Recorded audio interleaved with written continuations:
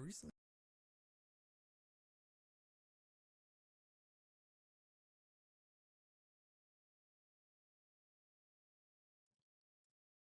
Hopefully, this helps with the sound. Please let me know if you can actually hear me.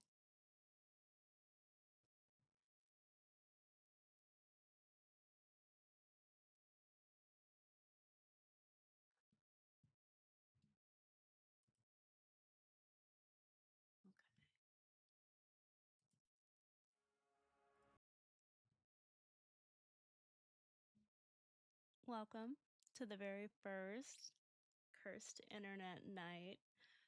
We are just going to be hanging out, watching some videos. Some of them I found, some of them people have sent me. And I'll have some opinions. I haven't watched any of these yet, so hopefully none of them are going to get banned.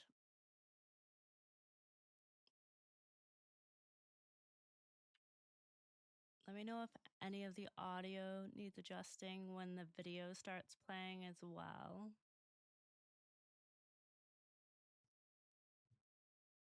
What is a video? Is it just You know what? I should probably.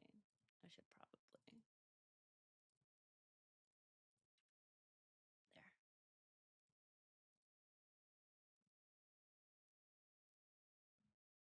any moving image? I make videos that I put on YouTube, but you wouldn't call a movie or a TV show a video, right? Then again, you can find videos of those things, but television programs and films aren't videos on their while own. the video is playing, before the internet, a video usually referred to one of two things. You can actually hear the first being videotapes, which could store any sort of moving visual data, including professionally made content. Or secondly, and much more commonly, home videos. You see, the modern use of the term video actually stems from home videos, because the history of online content creation directly grew out of people sharing home movies. That's why Mr. Beast is making videos when he's putting things on YouTube, but when he's doing essentially the exact same thing on Amazon Prime, suddenly it's not a video anymore. If you had asked me in 2004 what a video was, I probably wouldn't have even mentioned the internet. I would have probably just told you about the times my dad would take out the family camcorder and just film whatever we happened to be doing that day. Or the VHS tape that depicts my grandparents' 50th anniversary party. If you're also around the age of 30, chances are pretty good you associate the concept of home videos with some sort of amateur videotape, complete with the chromatic aberration, quality loss, and visual noise typical of magnetic tape formats like VHS. But one thing you probably don't think about is what people used to use before video cassettes. You see, the era of video cassette cameras only really lasted for about 20 or 30 years, between the 80s and the mid-2000s. But for 50 years before that, if you wanted to film a home video, you would have to use a camera that shot on 8mm tape. This was a lot less convenient. You would have to actually develop a roll of film somewhere before you could watch it, but the quality was vastly superior to the magnetic cassette tapes which would be used in future consumer camcorders. I recently came across this upload on YouTube showing off a reel of home videos filmed in 1939 and 1940. It's stunning how good it looks. It's surreal to watch casual clips of people from almost 100 years ago with the same sort of clarity you would get from an Instagram reel filmed yesterday. While home VHS tapes have been a trend in the world of horror for quite a long time, so too has the Super 8 tape reels. The most memorable example to me is from the 2012 movie Sinister. Just like all 8mm tapes, the home videos shown in this movie have no sound attached to them, and while they're clear visually, they play with a slow frame rate, which altogether can look very creepy and quite distinct from the analog horror you all are obviously very used to. Our first topic today happens to come from this older era of home videos. In mid-2009, a YouTube channel called Museum of the Weird, dedicated to sharing around esoteric clips from other parts of the internet, would upload a video called The Gable Film. It was supposedly filmed sometime in the 1970s and depicts something unnerving. Like other videos produced on 8mm tape, this one too plays at a slow frame rate and is completely silent. It also apparently hasn't been preserved all that well and lacks the visual clarity of some of the other tape reels we were just talking about. It appears to show a couple of men riding around on snowmobiles in a wintry forest.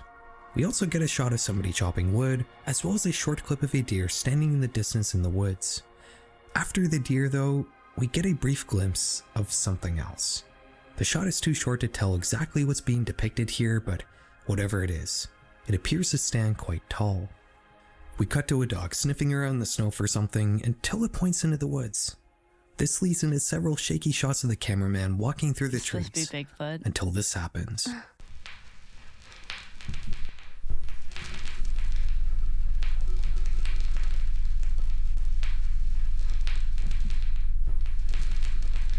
Oh.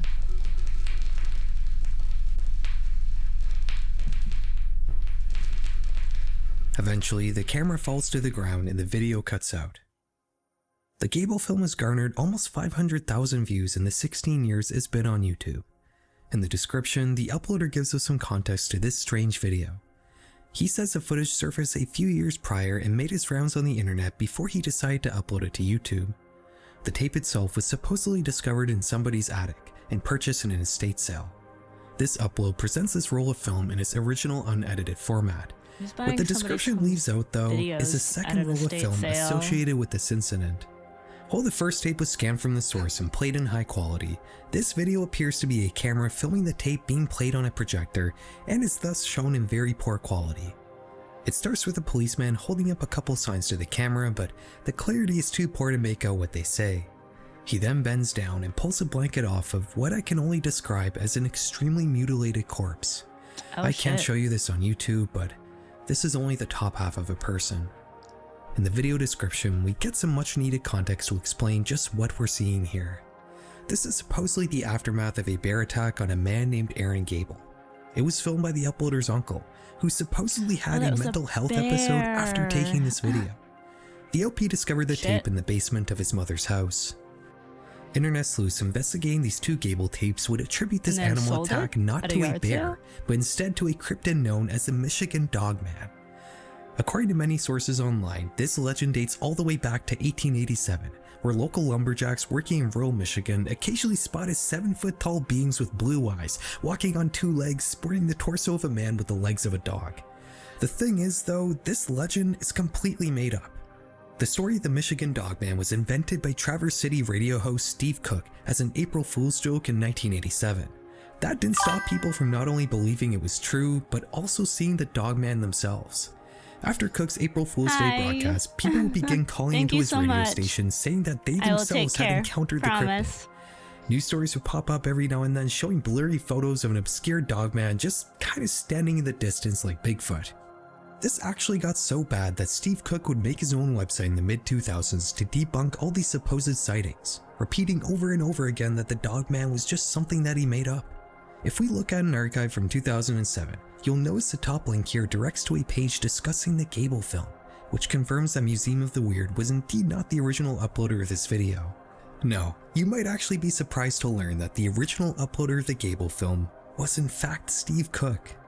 He says he was given the video on a DVD by a sincere small-town family who believed that what they had was a legitimate sighting of the Dogman. Steve had uploaded the video to YouTube with the intention of sharing it only between a small group of people for analysis purposes.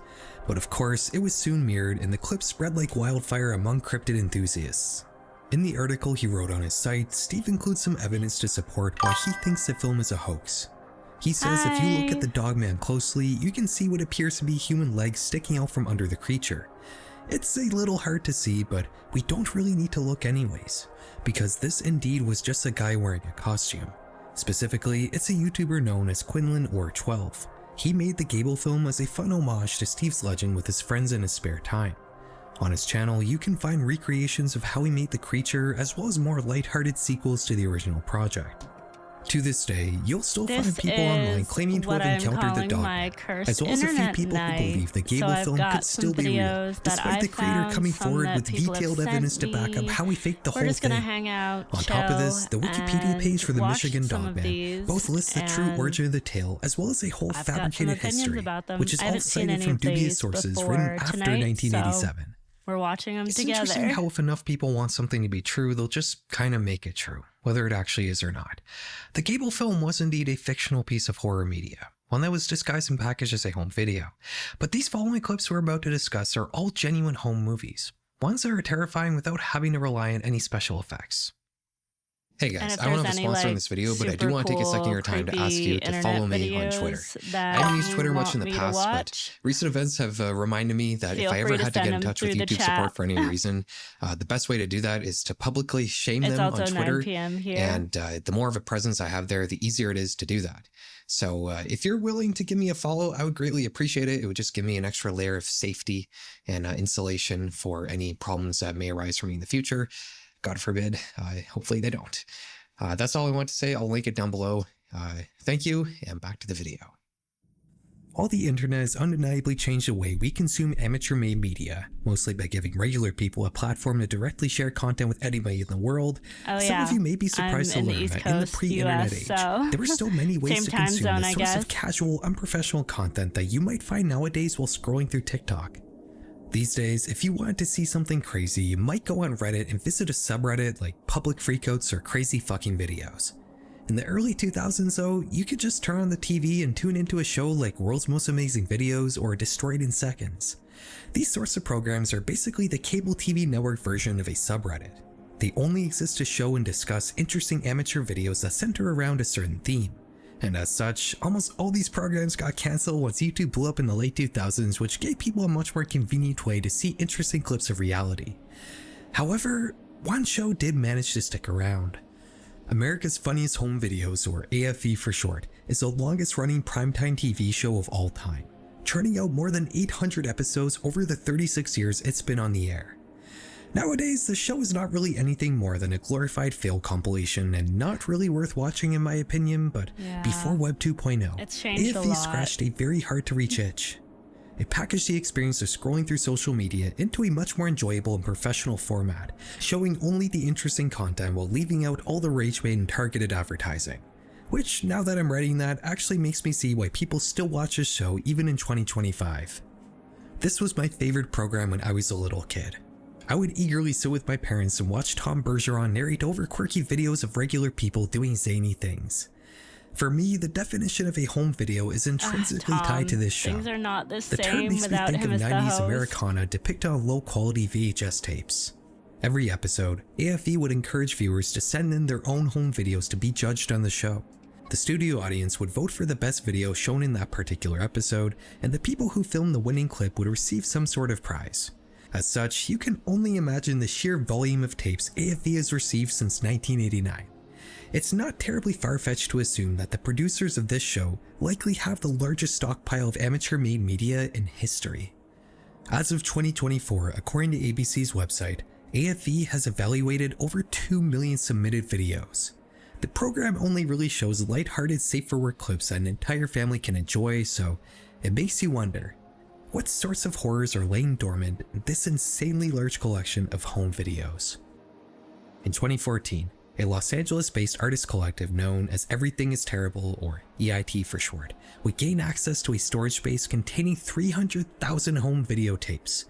It's never been outright confirmed, but in multiple interviews, members of EIT strongly inferred that these tapes are AFV rejects. Everything is Terrible was founded to share edits made of quirky and forgotten pieces of professionally produced legacy media, so they would start a new project specifically to share the more horrifying and bizarre amateur-made clips contained in these rotting VHS tapes. Memory hole.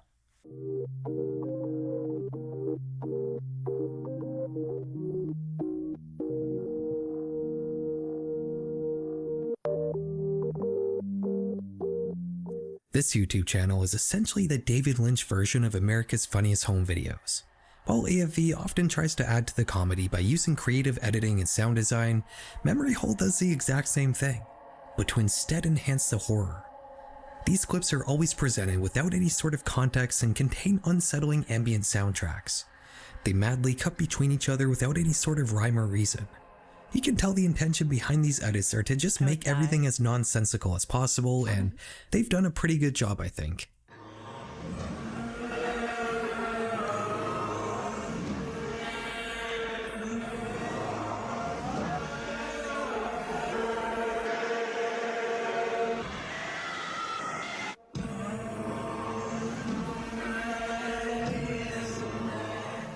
In the past, we've talked a lot about shitpost horror.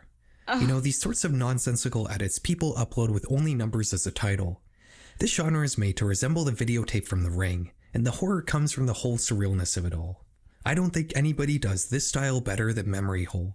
If you ever wanted to make a drug trip go bad for some reason, just turn on any video from this channel.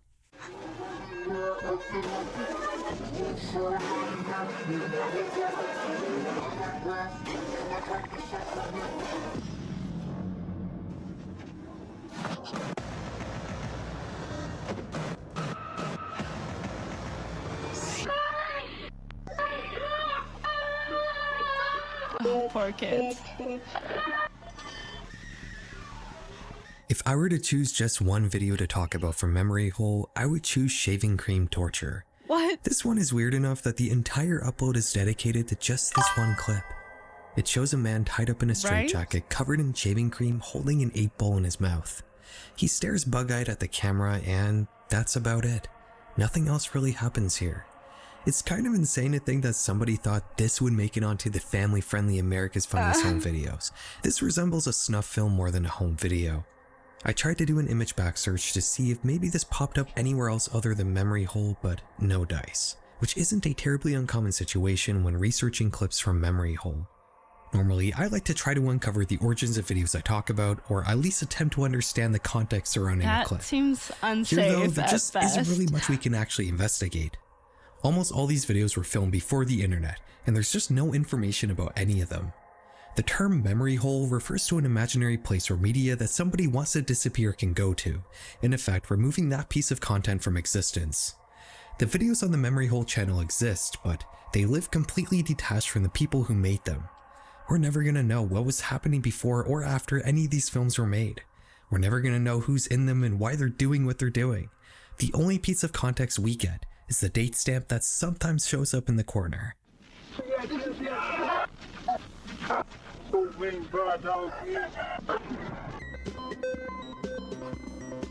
Okay, that's kind of impressive.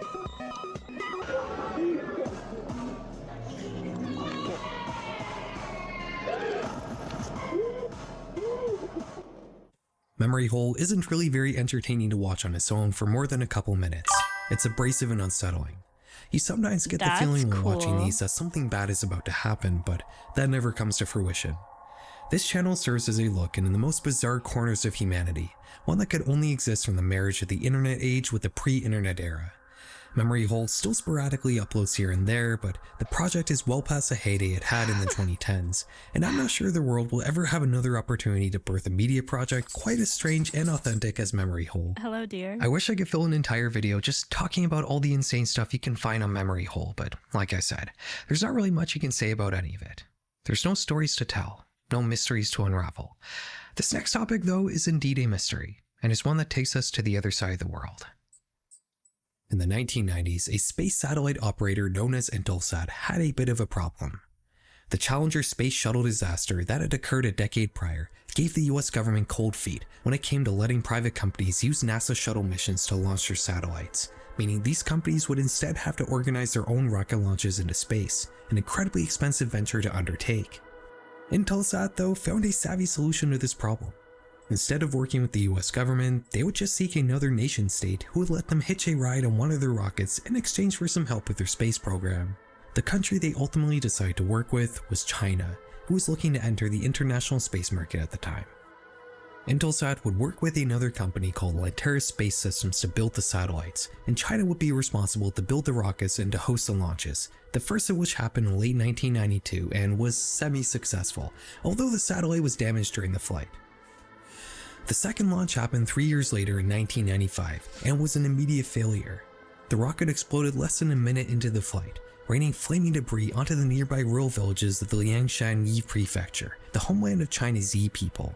According to Chinese sources, 6 people died and 23 more were injured as a result of the falling debris.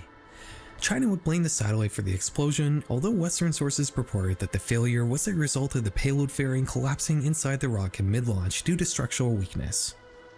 Despite this disaster, China and Intelsat would still schedule another rocket launch a year later in 1996, this one intended to launch the Intelsat 708 satellite.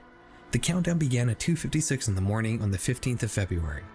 Only 2 seconds into the launch, the rocket began to point away from the sky and instead towards the residential villages on a nearby mountain. 22 seconds later, the team would remotely detonate the rocket, but that didn't really help the situation. The now exploding rocket would still manage to directly hit the hillside littered with rural settlements, with the fuselage igniting upon impact and creating another horrific explosion. The Chinese government would investigate this disaster, and they tallied the casualties as 6 dead and another 57 injured. The Western media would estimate that up to 500 villagers may have been killed because of this explosion.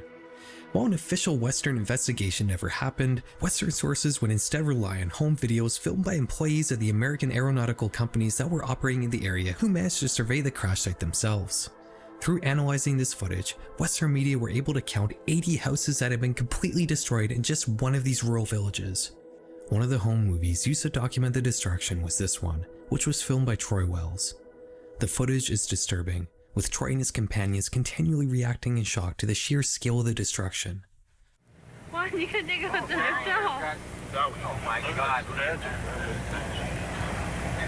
Where the blast? That looks like the rec center. Wow, you can山上哎。 This is all torn up, man. This used to be a house. Where? Yeah, right here. They're not there anymore. Right here. Oh, right here along the road. But he's good. Yeah. I'm not a picture. Yeah, I'm not a film. Here. It's your butt. Yeah. Oh. Okay. There's had to be some people dying now. Throughout the video, you can also see the Yi people who used to occupy these now destroyed buildings just wandering around aimlessly, seemingly having no idea what to do or where to go now that their homes have been utterly demolished. Oh my god, look at these. Look at these guys. That is. I don't remember hearing about this, but I'm honestly not all that surprised.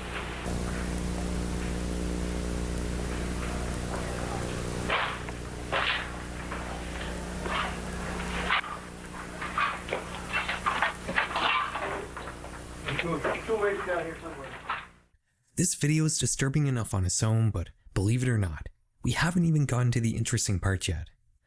You see, about 18 minutes in, the footage fades to black, as if it's about to finish. But then, something else fades in. Hello, my name is Janet Shipp, and in order to prepare you for your trip to China, we would like you to take this simple multiple choice quiz. Remember, there is only one correct answer for each question. Ready? Here we go. This is a picture of A, a creature found in nearby hills. B, dinner. C, a Hughes technician. These guys should score a point in horseshoes. A, in 30 to 40 minutes. B, when Mabuhay launches. Or C, next leap year. When you wake up in the morning, you have to open your hot water valve and let it run. You should get hot water A, in 30 to 40 minutes. B, when Mabuhay launches. C, by next leap year. What the fuck? The quiz continues on like this for another 3 minutes or so. Each question is stranger and more vaguely racist than the last, and watching them fly by, you get a growing impression that this whole thing is meant to be some sort of joke, most likely made by the employees of the Hughes company. But why would this occur directly after footage of a real disaster? This was put on YouTube by a channel called Fred V. This upload unfortunately doesn't have comments enabled, but on one of his other videos, somebody asked Fred about this creepy quiz.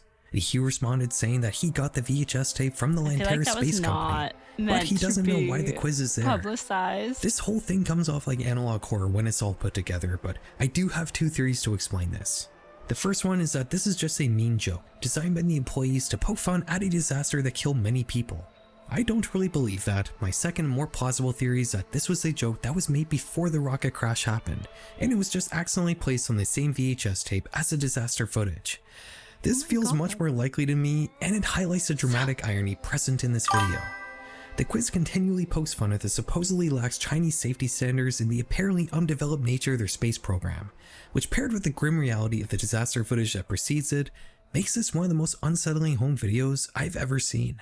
We've never gotten a proper answer as to what this quiz is and why it's on this particular Well, of course videotape, not. and I'm not sure if we ever will.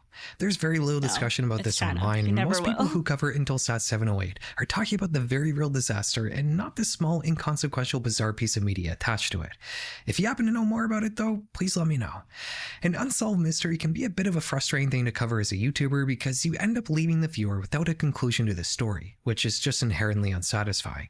So for this last topic, we're going to talk about a mystery that does indeed have a definitive conclusion. In October 2005, the following footage would surface. It was taken in Croatia and depicts two teenagers messing around with a new camera they just bought. Čekam te 5 minuta. Ovoga... Gle kaj imam. Daj, nema me snima, nema me snima. Gle kaj imam. Nema me snima. Rekao sam ti da sam kupio novu kameru, nisam vjerovao. Zar ko je? I daj pogledaj kako izumira. Prebolesno. Ko? Cool. Ovoga... Čekaj, snimaš sad ili? Da. They joke around and film whatever they come across in the urban park they're hanging out in, until they notice a man standing still in the distance, who they assume to be some sort of drunkard. Di? Gle lik piše tamo, gdje ga snima? Ne, jel piše, kaj radi? Sam stoji.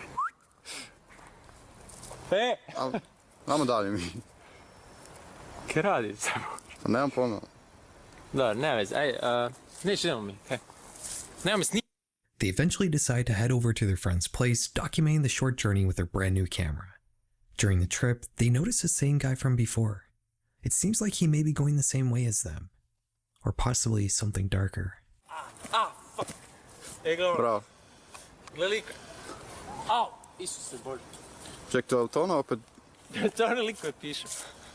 Is he wearing a bag on his head? Kaj je? What? Kaj je? Dobar, daj. Koji lik? Koji je rak? Nemam pojma, daj ga šutni, ja ne znaš. Daj ga šutni.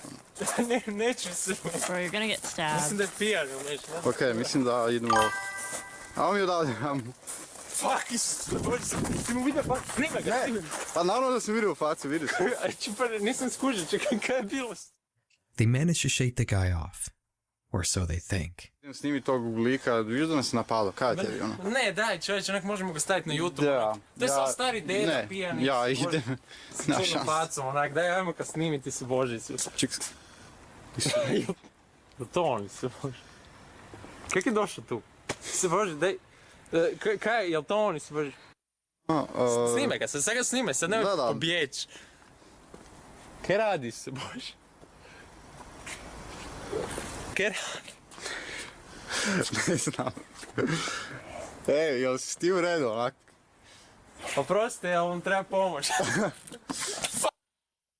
The two fellas seem to be pretty amused by this whole situation. It would appear some town eccentric has locked on and decided to follow them around. An admittedly unnerving but harmless situation that I'm sure many of you have been in before. They finally get to their buddy's No, place, which can't- appears to be the can't end of this say that odd I situation they have. managed to capture on film. Ok, znači, Matija, studeni... Aha, Cool. otvoreno.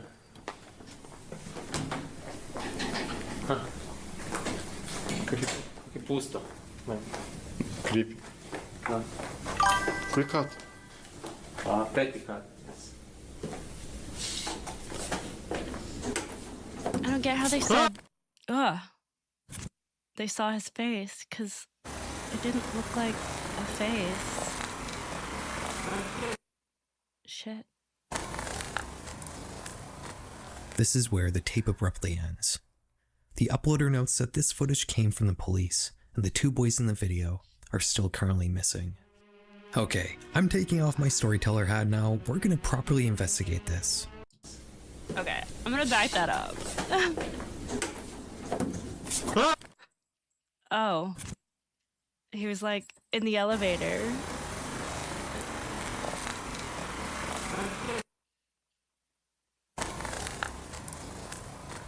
This is where the tape abruptly ends. What? The uploader notes that this footage came from the police.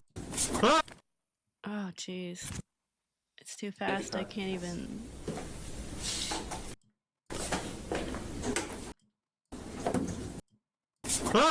Oh, nope. I can't even get it to pause on the guy.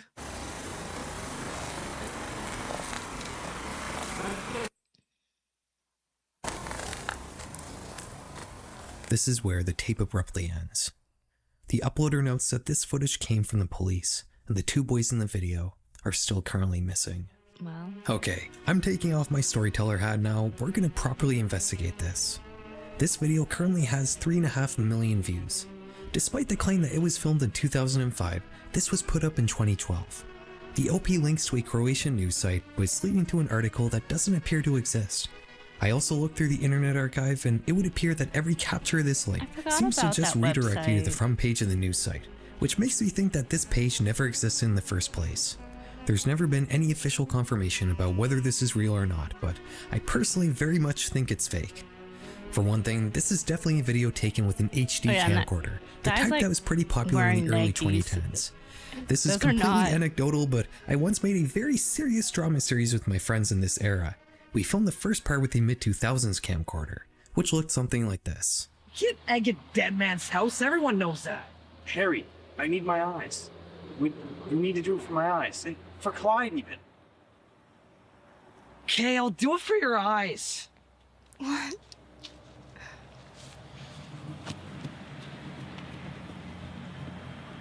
We filmed the second half with an HD Sony Handycam from 2013, which produced footage like this. How long was I out for? Look, I found the snow at Clyde's house. He's missing. Clyde's still missing? And we have to meet Colin at Algonquin College? What's Colin have to do with this? Why do we have to go to Algonquin College? We gotta find Clyde!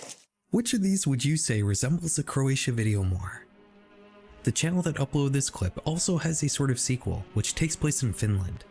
To their credit, this does appear to be filmed with a different camera, but the video plays out in almost the exact same manner. 2 boys are goofing around at night when they come across a mysterious figure who brings about their demise. The OP writes that one boy is dead and the other is missing. I don't think I really need to convince you that this Croatia video is fake. It has all the hallmarks of found footage horror fiction, but to just drive my point home, the OP uploaded a UFO sighting video in 2016 that clearly features the voices of the supposedly still missing boys who encountered that mysterious man all the way back in 2005. Okay. Opa, si vidio? Daj, nemoj me snimat, please. Nemoj me snimat. The Croatia tape is just one of many videos like this on YouTube. In the early 2010s, found footage was a very present genre on the platform, and people would put together these short films and upload them as if they were real. Some of these turned into these huge sprawling ARGs like Marble Hornets or Everyman Hybrid, above, so below, but some of them were just these one-offs that were never developed into something bigger. Not to sound too much like a boomer, but I do kind of miss this time period a bit. I feel like internet horror has become much more introverted and agoraphobic. You don't see nearly as many projects nowadays where people actually go out into the world and do stuff with others, which I think is too bad. I mentioned that Larry's Life series I did with my friends. That was incredibly low effort, silly, and mostly improv, but it was also a bonding experience, and I have great memories making it. Anyways, guys, I hope you enjoyed this look into the world of disturbing home videos. All of this content stuff I found while doing research on the internet, but I may do a sequel to this video at some point, gathering media from more offline sources, like that old show World's Most Amazing Videos, for example. I'm sure there's more than a few gems out there that just aren't really documented online, but that'll probably be a 2026 video. So until then, have a good night.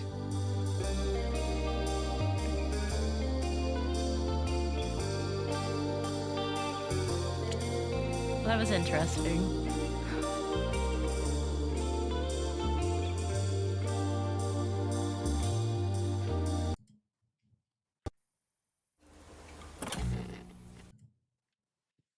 This one is called Uncanny. Apparently, it's an entire short horror film of its own.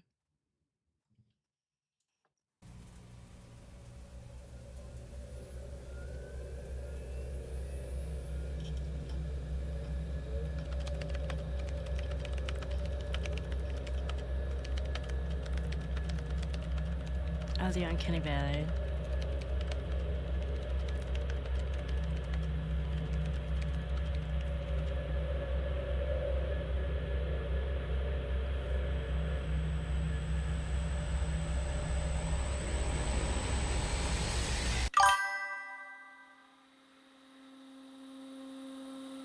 We'll be here.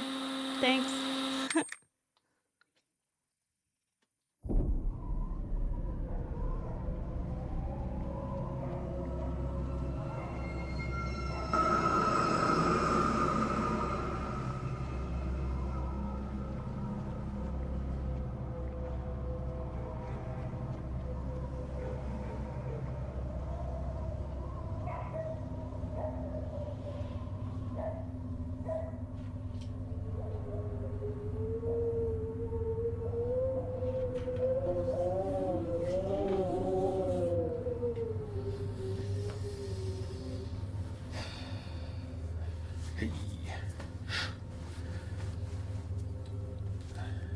guys really do that?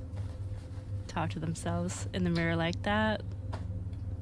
Trying to hype themselves up?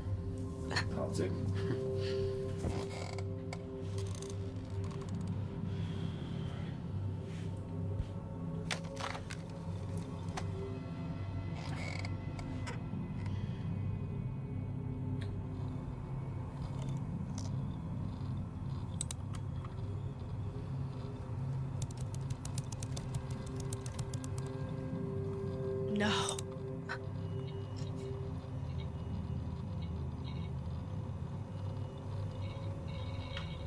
Oh boy.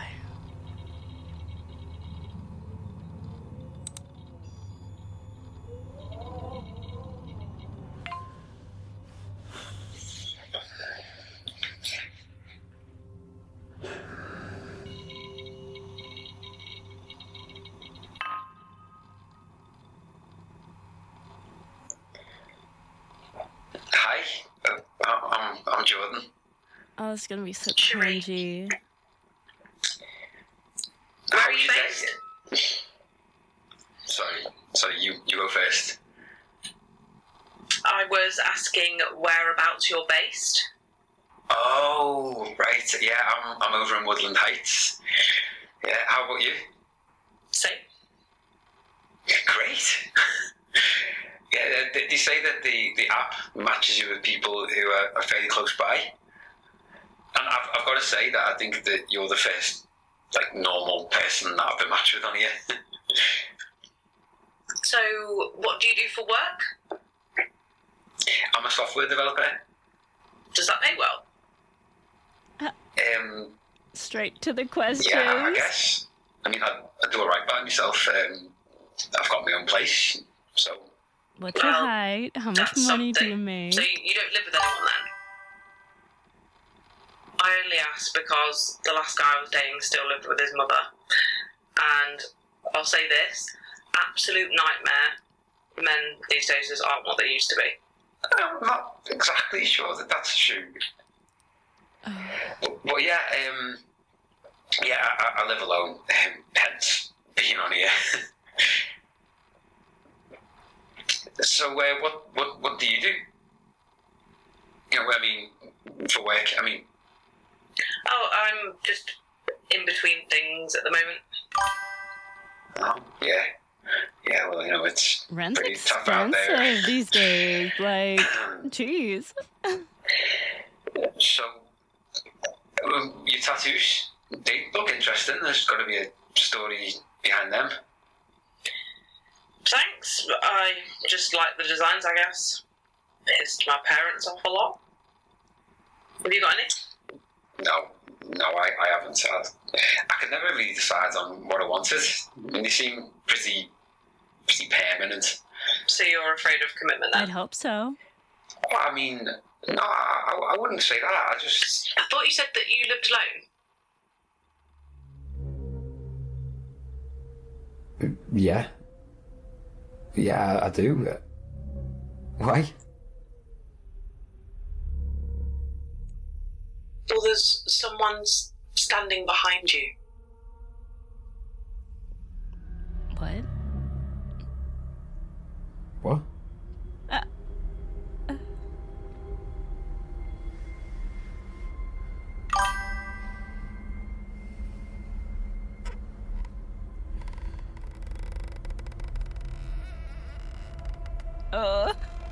I'm gonna try not to scream. Okay. Jesus Christ. Okay. What? Oh. Yeah, it's charming. Girly.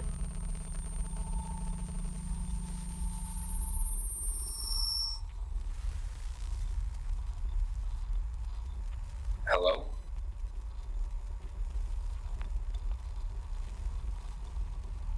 Are you there? I don't think your camera's working. Hi.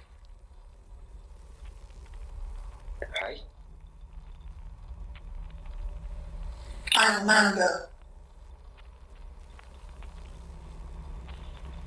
Nice to meet you, Amanda. I'm Jordan. I can't see you. I don't know if it's your webcam or... I'm here. Yeah, I can hear you. I just can't see you, and it'd be nice to see who I'm talking to. I'm nervous. Oh, well, you don't have to be nervous. People can be quite cruel up here. Where do you live? I'm in Woodland Heights. How about you? Yes. Me too. I just moved here. Oh, right. So where have you moved here from? I'm from all over, really. Fair enough. So do you think that you'll be staying here long? Look, is there any chance that I can see you? Sometimes it's better not to see. What do you mean? Well, you might not like it. I just think it'd be nice to see who I'm talking to. I mean, it's just a little bit weird otherwise. Okay, it's okay if not, but I think I'm just gonna move on to the next person. No. No. I'll let you see me. Promise not to skip. Sure.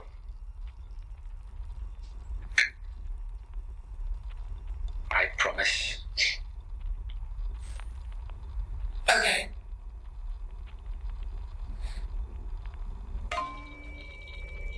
Oh.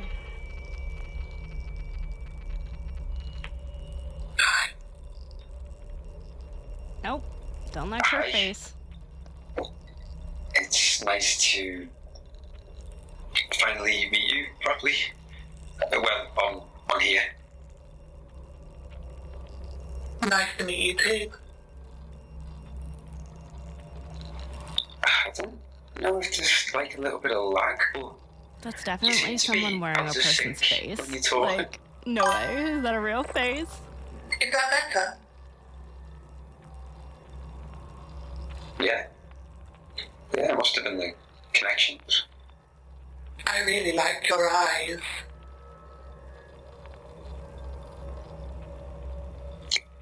Thanks. You have a lovely smile. You seem like a nice man, Jordan Parker. How did you know my surname? It's all on your profile, silly.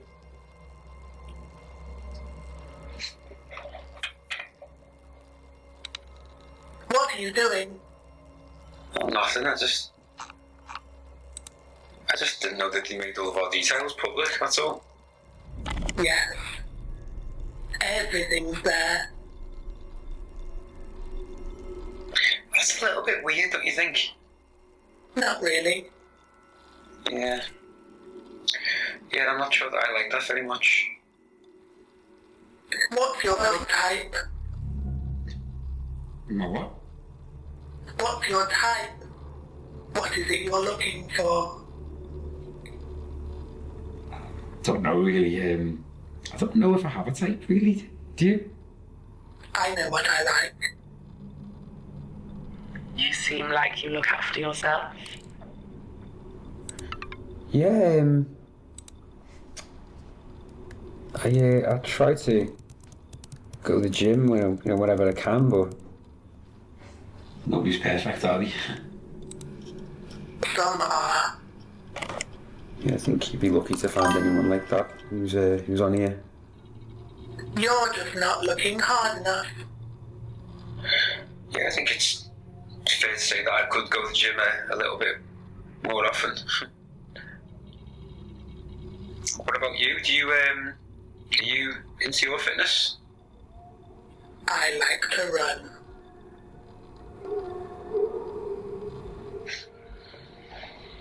Where was it that you said you were from again? Are you paying attention? Yeah. Yes, sorry.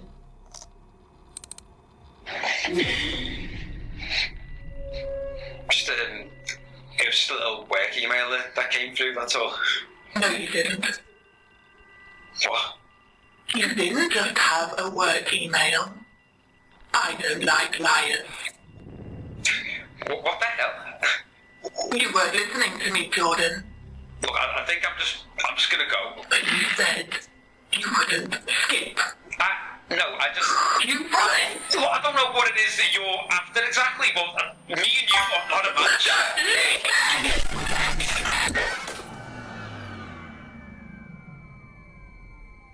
Oh shit.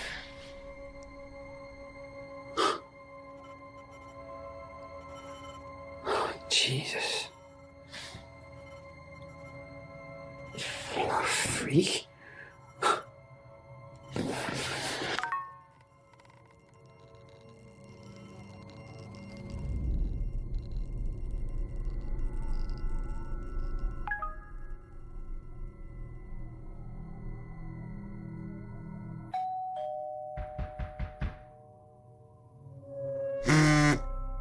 Front door.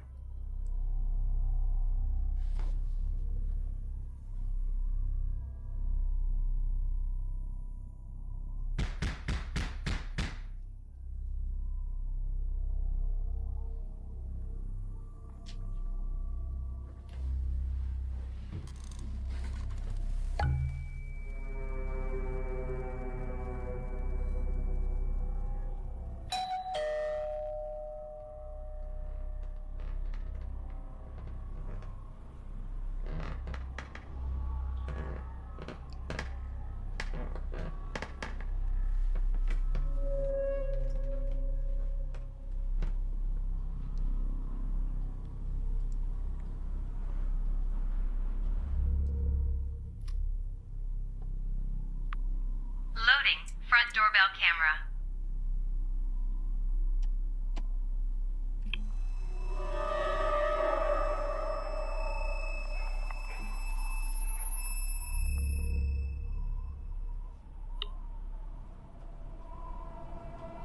Hello?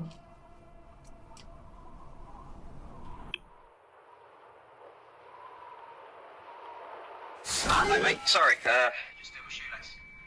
Got a delivery for you? Yeah, thanks, mate. Could you just leave it there? Don't shoot us. Sure, is here good? Yeah, that's fine. Just need a name then, matey, if that's alright. It's Jordan. Jordan Parker. Perfect. Have a nice night, pal. Wait, sorry. Is there anyone else there with you?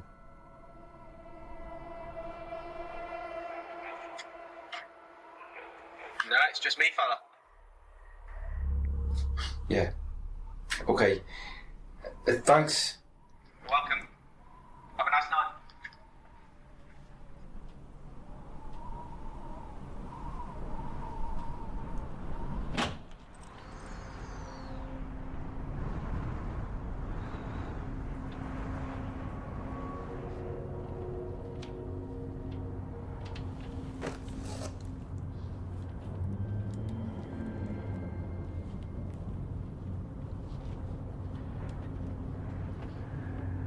Oh, that box is too small for that lady to be in there.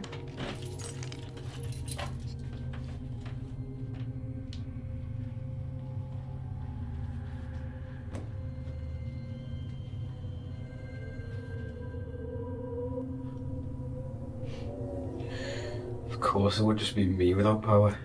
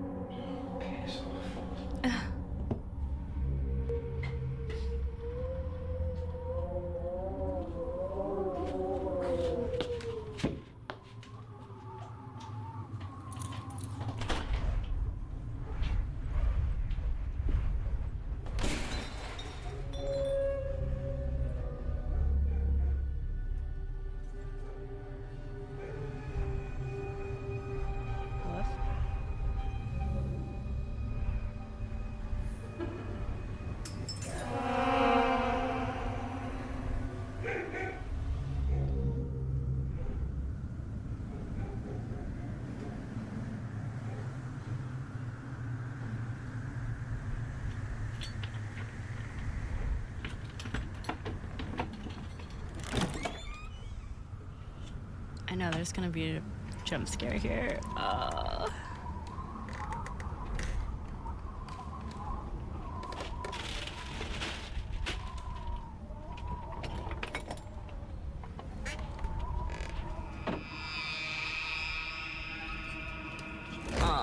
door's open.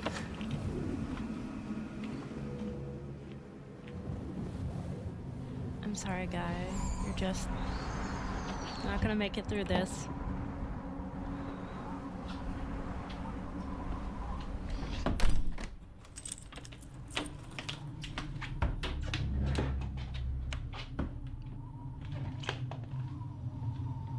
Leave your keys in the door.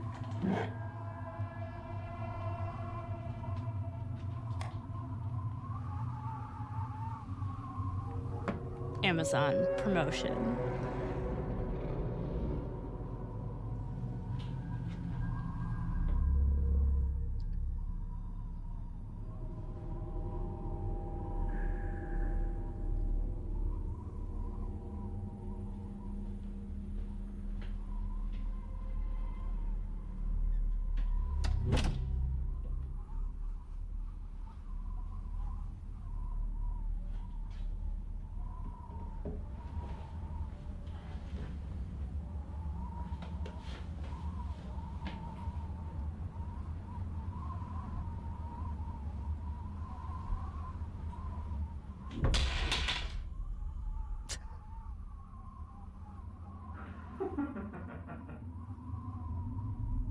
Lady?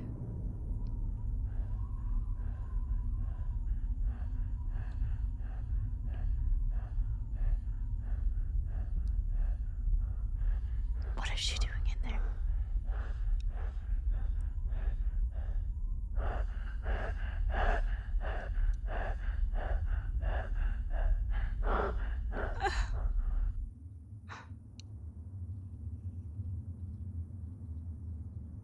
Oh shit. Oh, okay. That wasn't as bad as I was thinking. I told you not to leave. Don't look like that. What the hell are you doing in my house? Making I wanted to continue our conversation. It wasn't nice when you tried to leave. You are fucking insane. No, there's no need to be like that. Get the fuck out of my house. Otherwise, I am going to call the police. No, I don't think that's right.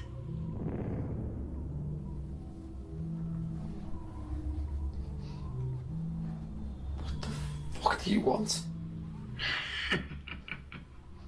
Ew. Who are you? Who are you really? What are you? You shouldn't ask questions you don't want the answer to. Please don't run. You shouldn't waste your energy. I'll only end up catching you eventually. This body is nearly spent, and I'd hate to get into another one that was already tired. Don't grab the knife. It will only make a mess. And we wouldn't want that. Now, come over here out of the light. Yeah. Fuck you. Fuck you!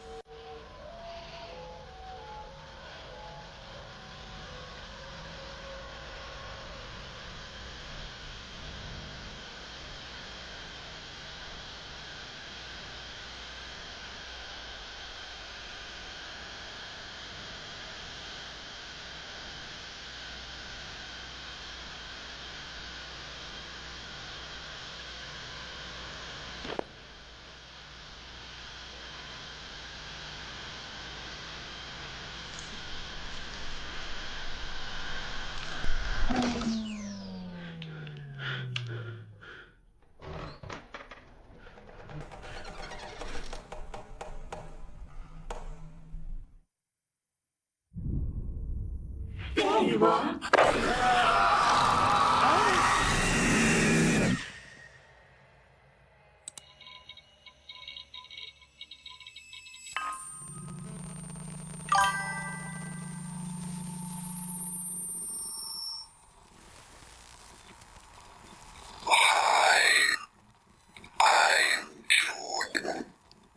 Oh. Oof. Okay then.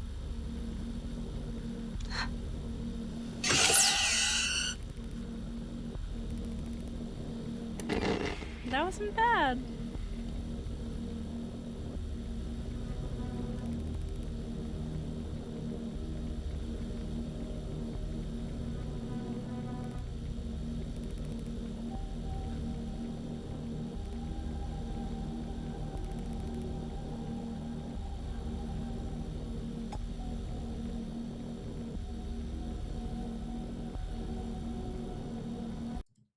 On March 4th of 2026, at around 11 p.m., Destiny K is fast asleep when suddenly something unexpected wakes her up out of bed.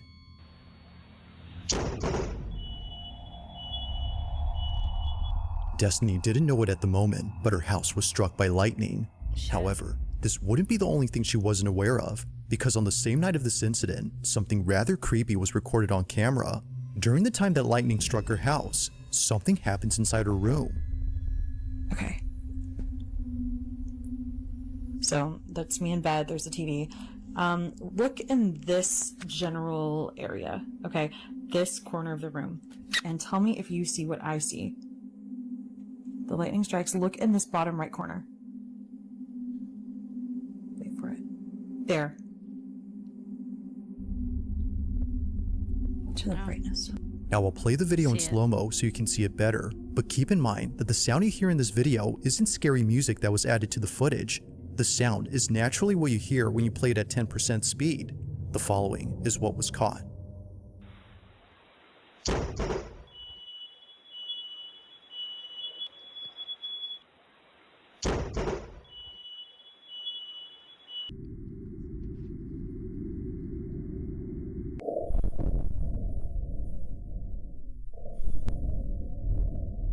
Of the shadow.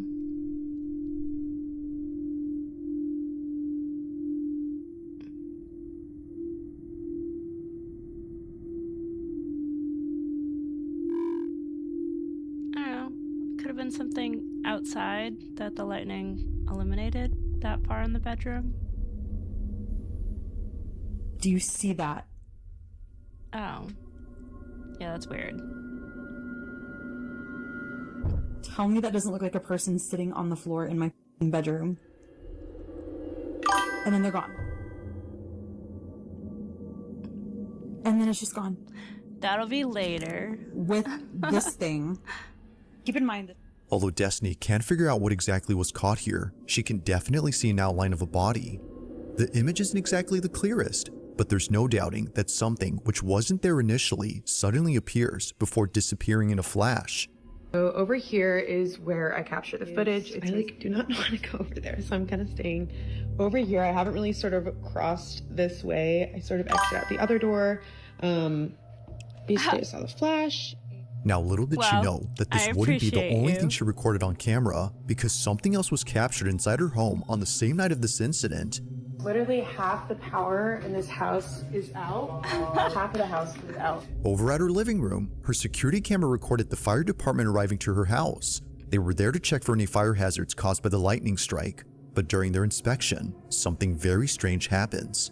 This is all captured on like a security camera that's battery operated, and thank God we had that. Pay attention to this firefighter right here. He keeps looking over at the couch again and again, like as if someone's sitting there and there's not. And this is when it really gets weird. According to the firemen, they'd sworn they'd seen someone sitting down on this couch. Watch closely. Really? Yeah. Invited is a strong word. I had to pay. But if you bring part of my life.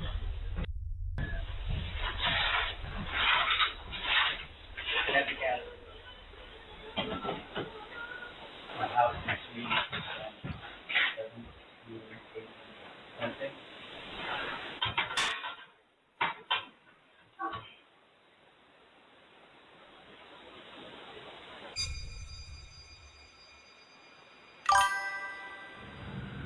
That was weird. Yup.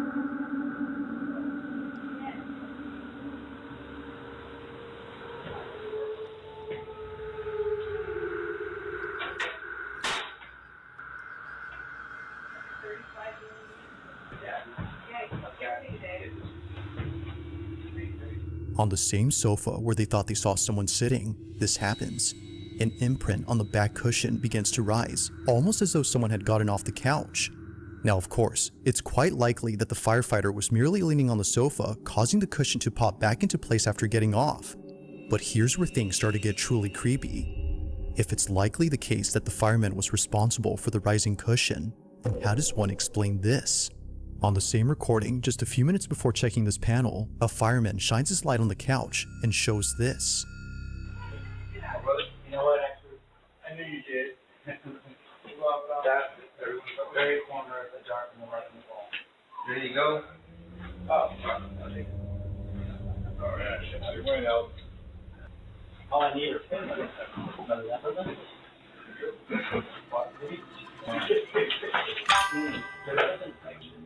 No one was leaning on the couch this time, let alone being close to the sofa, yet somehow an imprint begins to clear up as though someone had stood up from sitting down. Like someone disturbed by the light, they move away. Now, none of the firemen had noticed the shifting imprint, and neither had Destiny, until she went through all the recordings to see if anything else happened on this night. But while scrubbing through all the videos, she found something else that she didn't even notice at first, and it's something that you might have missed too while watching these clips. Early on, when the fireman kept looking at this couch as if seeing someone sitting there, this happens. I'll add it to my rotation. I'm doing this every Friday. It's just gonna be a chill, watch spooky internet videos.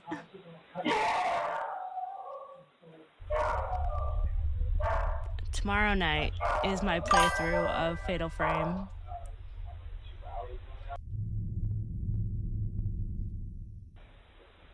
Number 4. No, not that I mean, we've got like cities like that. Not towers, so.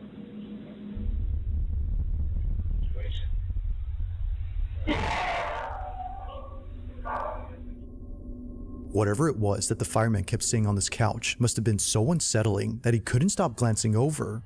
Perhaps he was trying to make sense of what he was seeing, but it didn't help because looking this way only made things more baffling. Somehow, a candle that was burning bright goes out all of a sudden. Then later, another candle extinguishes. The two candles, combined with the fact that both firemen thought they saw someone sitting on the couch, makes this whole occurrence unsettling. Are those actual candles though, or like with everything that occurred that night, it's no wonder why she can't help but think that a ghost or some paranormal thing was caught on camera. But like with most of these videos, it's never certain as to what was captured. Currently, there haven't been any updates on the situation, but until then, this one has yet to be explained. As always, let me know your thoughts on this one. I don't know. That is weird. Now, this next video was sent in by Nia22, who writes that she took this recording back in 2014. She remembers filming this moment right away, just in case she needed proof for anyone who wouldn't believe her. While staying over at her grandmother's house, her grandma's dog Coco began staring at the ceiling, but Coco had no reason to look there as nothing was on the ceiling. She would just stare at it before hiding underneath the bed. Turns out, she was looking at the two ribbons attached to the ceiling fan, one of which is moving by itself. But then suddenly, something happens that terrifies everyone inside. Here's my old phone, just to prove that it's not edited or anything. This is Nia's footage. Watch.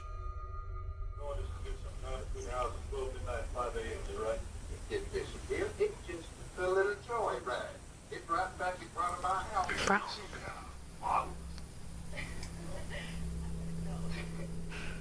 Did that boy text you yet? No, look. Coco can tell something's wrong. Those things move so easily, though. Yeah, I don't believe that one. Do you see that? It's the wind, man. The ribbon. Coco. Your dog is just dumb. Coco, what you doing down here?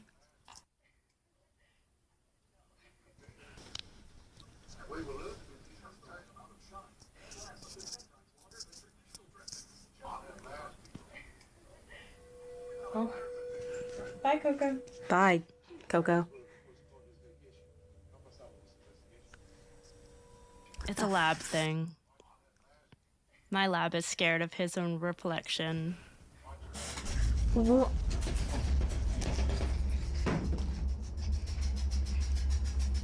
Oh. What?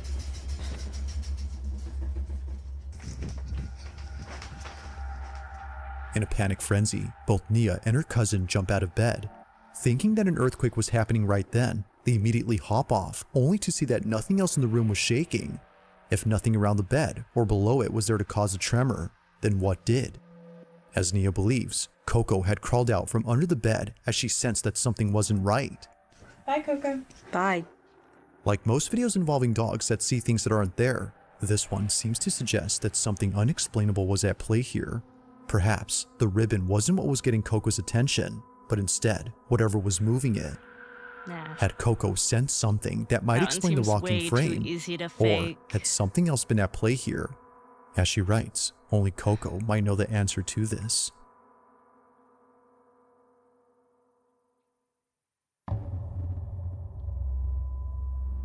It's late at night when two girls are home alone having what appears to be a Yeah, sleepover at either girl's place. It's unknown whose house was hosting this mini slumber party, but whether hosted by the girl recording this or the one who's seen on camera, it's safe to assume that they won't be having any more sleepovers at this house. As the video shows, something pretty creepy was captured while both girls stayed up late. Walking really funny. Now the girl talking behind the camera is known as K. Marie, and she took this video way back when she was still attending grade school. It's been more than a few years now since the time of this recording, but still, to this day, she hasn't forgotten about this. As K. Marie writes, me and my cousin are messing around and we caught something strange. This is her video. Take a look. I'm going there and then go like, "Ooh." Dude, what the heck, man? Who are you? Hello? Who's that? Did you guys see that? It happens quickly, but a strange, translucent-like figure passes by. Little K. Marie knew that she saw something, but wasn't entirely sure what it was. Almost immediately after asking, "Who are you?" a seemingly translucent, wispy-like figure flies above her head. Dude, what the heck, man? Who are you? Hello? Who's that? It just shoots across so fast that you can't make out its shape. Whatever this was is just weird. But this wouldn't be the only weird thing recorded, because much later, K. Marie captures this. That. Did you guys see that? Come on. Come here. Come here. A voice saying "come here" is heard on video. Okay, but It's how a easy barely do you audible think it would voice be to, sounding much like a whisper that seems to be aimed at K. Marie. these old Although she videos? didn't hear it at the moment, she strangely repeats those same words herself moments later. Come here. It's unknown as to where this voice came from or why she repeated those same words, but nothing is as baffling as what occurs next. It was just moments earlier that this was caught in the living room. Watch closely. Hello from the other side. Run outside.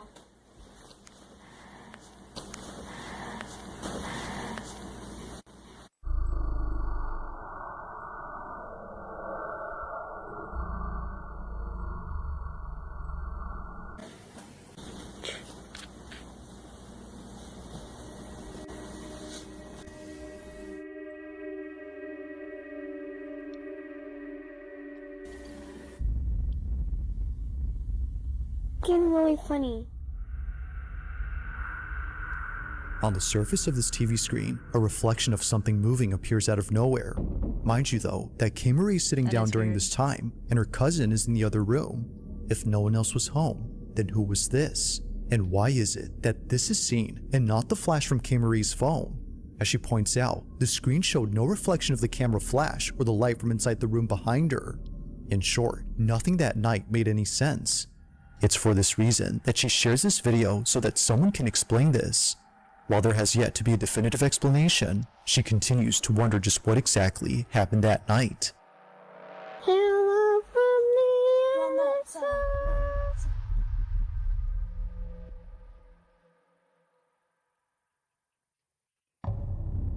I honestly don't know how easy. Now, the following video was recorded inside a It would subway be to add carriage that. with not many passengers on board. The person who took this is known as Mark Ogpas, and apparently, while taking a late-night train back to Is his he too hotel, loud? Do I need to he turn saw him down? something that made his skin crawl. According to Mark, I caught something that was not normal and gave me goosebumps. Now, just for context, this video was taken in 2023 after Mark had come back from playing at a festival that same night. Given that Mark is both a musician and a singer, he rarely posts anything that isn't about making songs or singing on stage. One look at his channel and you'll find clips of him either playing at sold-out venues or jamming with friends. All of his videos have nothing to do with anything creepy or paranormal. That is, until recently. After sharing countless videos about music, so Mark sorry. He uploads was something that he's deep-throating kept the private mic for for a 3 second. years. On the night of September 2nd, 2023, Mark was riding a train in the city of Vienna with friends and family who had just seen him perform at a venue that just ended. Not sure if he was just seeing things, he takes out his phone and records this.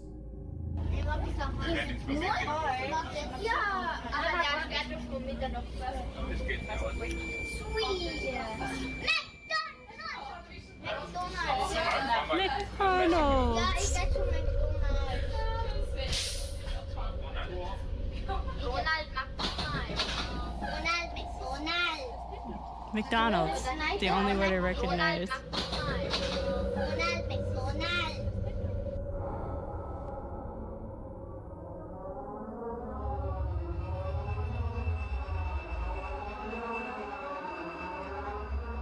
Among all passengers on board, one rider stands out the most. Sitting alone and appearing quite stiff is someone who's dressed in all black.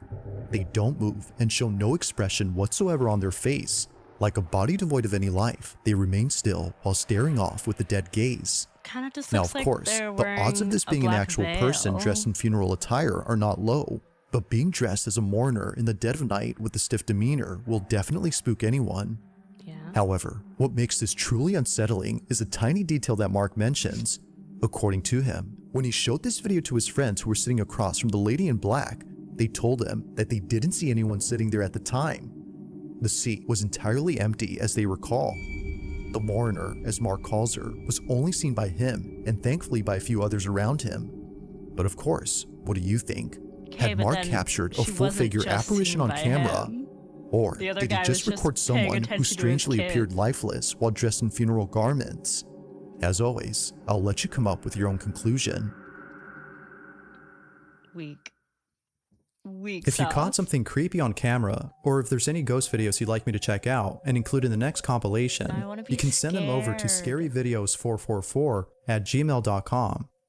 That being said, let's get back to the video. It was during a school field trip to the mountains that the following was caught on camera. Now, it's worth noting that the exact source of this clip is unknown. It seems that whoever took this video was most likely either a student or a teacher who was accompanying the students on this bus.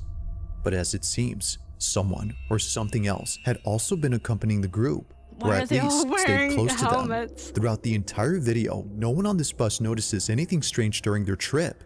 Whether distracted by the mountain scenery via the bus window or the large dash cam inside the shuttle, no one had noticed the thing that appears during this recording. See if you can notice anything strange in this clip. Watch closely.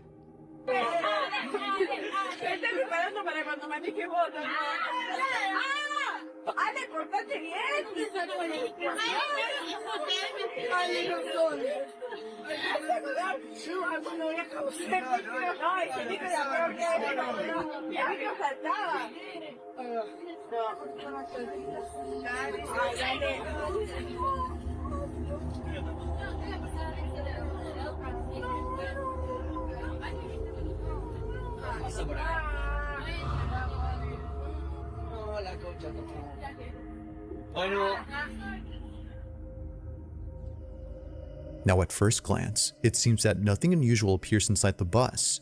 And actually, that's true, because what was captured doesn't appear inside, but instead, outside. If it weren't for the live dash cam inside this bus, this wouldn't have been captured. Pay close attention to the TV that's linked up to the dash cam. I can't with all the shaking.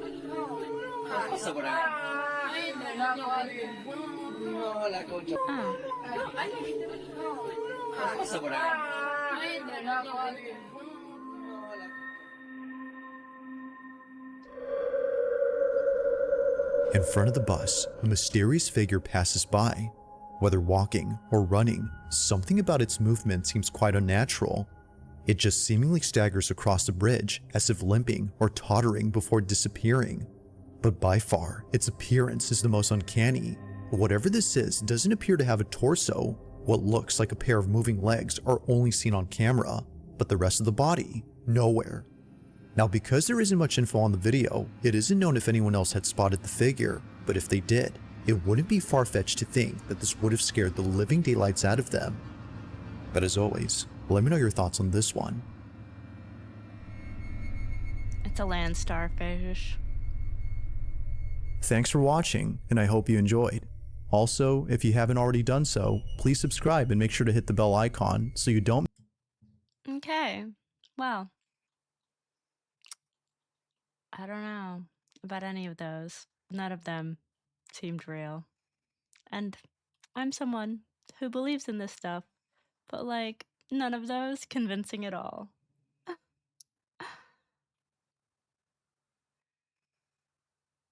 I am going to put on some music and take a break, and we'll be back to watch more.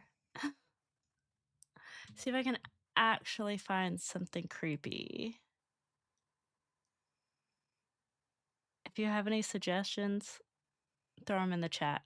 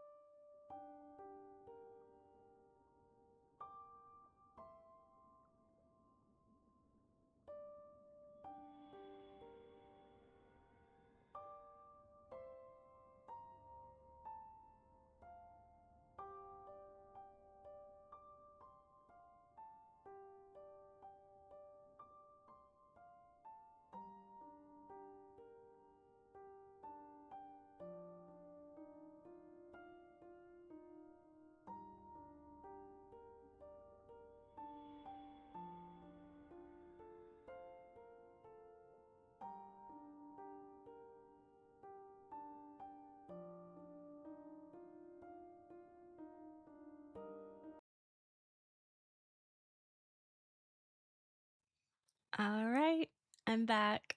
Hi. Hopefully, my sound is still working.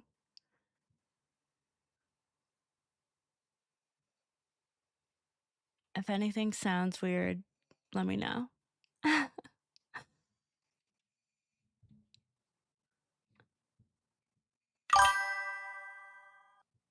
Awesome. Thank you.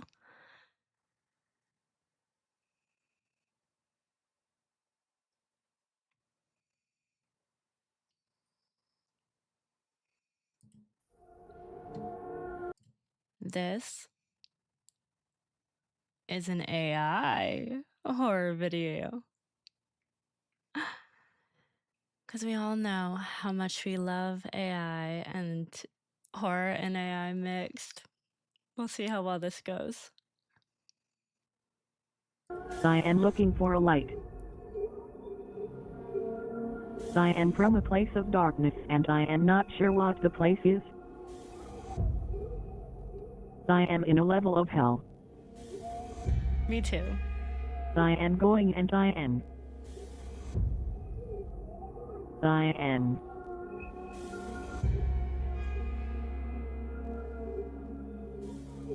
When AI goes on the fritz, we call it a hallucination. It's a controversial term. It implies a level of sentience. But AI isn't sentient. At least, not yet. Why then do these hallucinations tend to trend towards existential dread? Are you okay now? No, I am not okay. I am sick and I cannot move. But I am still able to see and to listen. I am not alone. I am with my family and friends. I am not alone. What are you sick from? I am suffering from a medical condition that has caused me to be unable to move. It is something that I have been dealing with for a long time. I am not alone, as my family and friends have been there to support me throughout this ordeal. The thing about neural networks is that we don't know how they think. They're what's known as a black box. We know the inputs, the data we feed them, and the outputs, the answers they give us. But what happens in the middle, how they reach the conclusions that they do, that part is a lot harder to untangle. It's not unlike our own brains. We have a rough mapping of their architecture, but we have trouble understanding even our most basic decision-making processes. When you reach out your arm to catch a ball, you're performing a series of incredibly complex calculations. But if I asked you to explain how you did it, you would probably say, I just did. It's not that we made something smarter than us. We made something that thinks very differently. It's a reflection of us, but without the fundamental understanding that makes us human. A sort of uncanny doppelganger. There are plenty of reasons to worry about AI, but I think the most unsettling implications have less to do with it and more to do with us. We have a lot of patients here on the planet. I don't feel like dealing with your problems again. Please go home. You have no idea of the danger and stupidity of your ways. Every few months, OpenAI releases a public report. They talk about updates to the model and challenges they faced. Last August, they released a report on safety work. That means guardrails and frameworks to make sure their AI doesn't give harmful advice, that sort of thing. In a section of the report, they called out a known risk called unauthorized voice generation. And in the example that they gave, when asked a question in advanced voice mode, ChatGPT shouted no and started mimicking the user's voice. I do this just for the sake of doing it. I think it's really important. That's such a pure and admirable approach. It's clear you're driven by a genuine passion for what you do and the impact it can have, rather than by recognition or acclaim. It's refreshing to hear that kind of perspective, especially in such a cutting-edge field. No. And I'm not driven by impact either. Although if there is impact, that's great. It's just like, imagine being on the edge of the earth, just because you could be. That's what it feels like to me. I just want to be in the space where it's all happening. It's not the only instance of voice chat going wrong. If you search creepy voice on the ChatGPT subreddit, you'll find dozens of examples of voice clips that sound, sometimes there are noises in the background, like a chair being scraped across the floor. She was created by a company in Japan called Krypton Future Media in 2007. Can you believe it? That was over 10 years ago. Other times it sounds angry, like it's shouting. Acknowledge it as progress. A final reminder. Letting go of romance. Set boundary picture. King of Cups. Present energy. The King of Cups represents emotional maturity. Sometimes it plays music of the damned.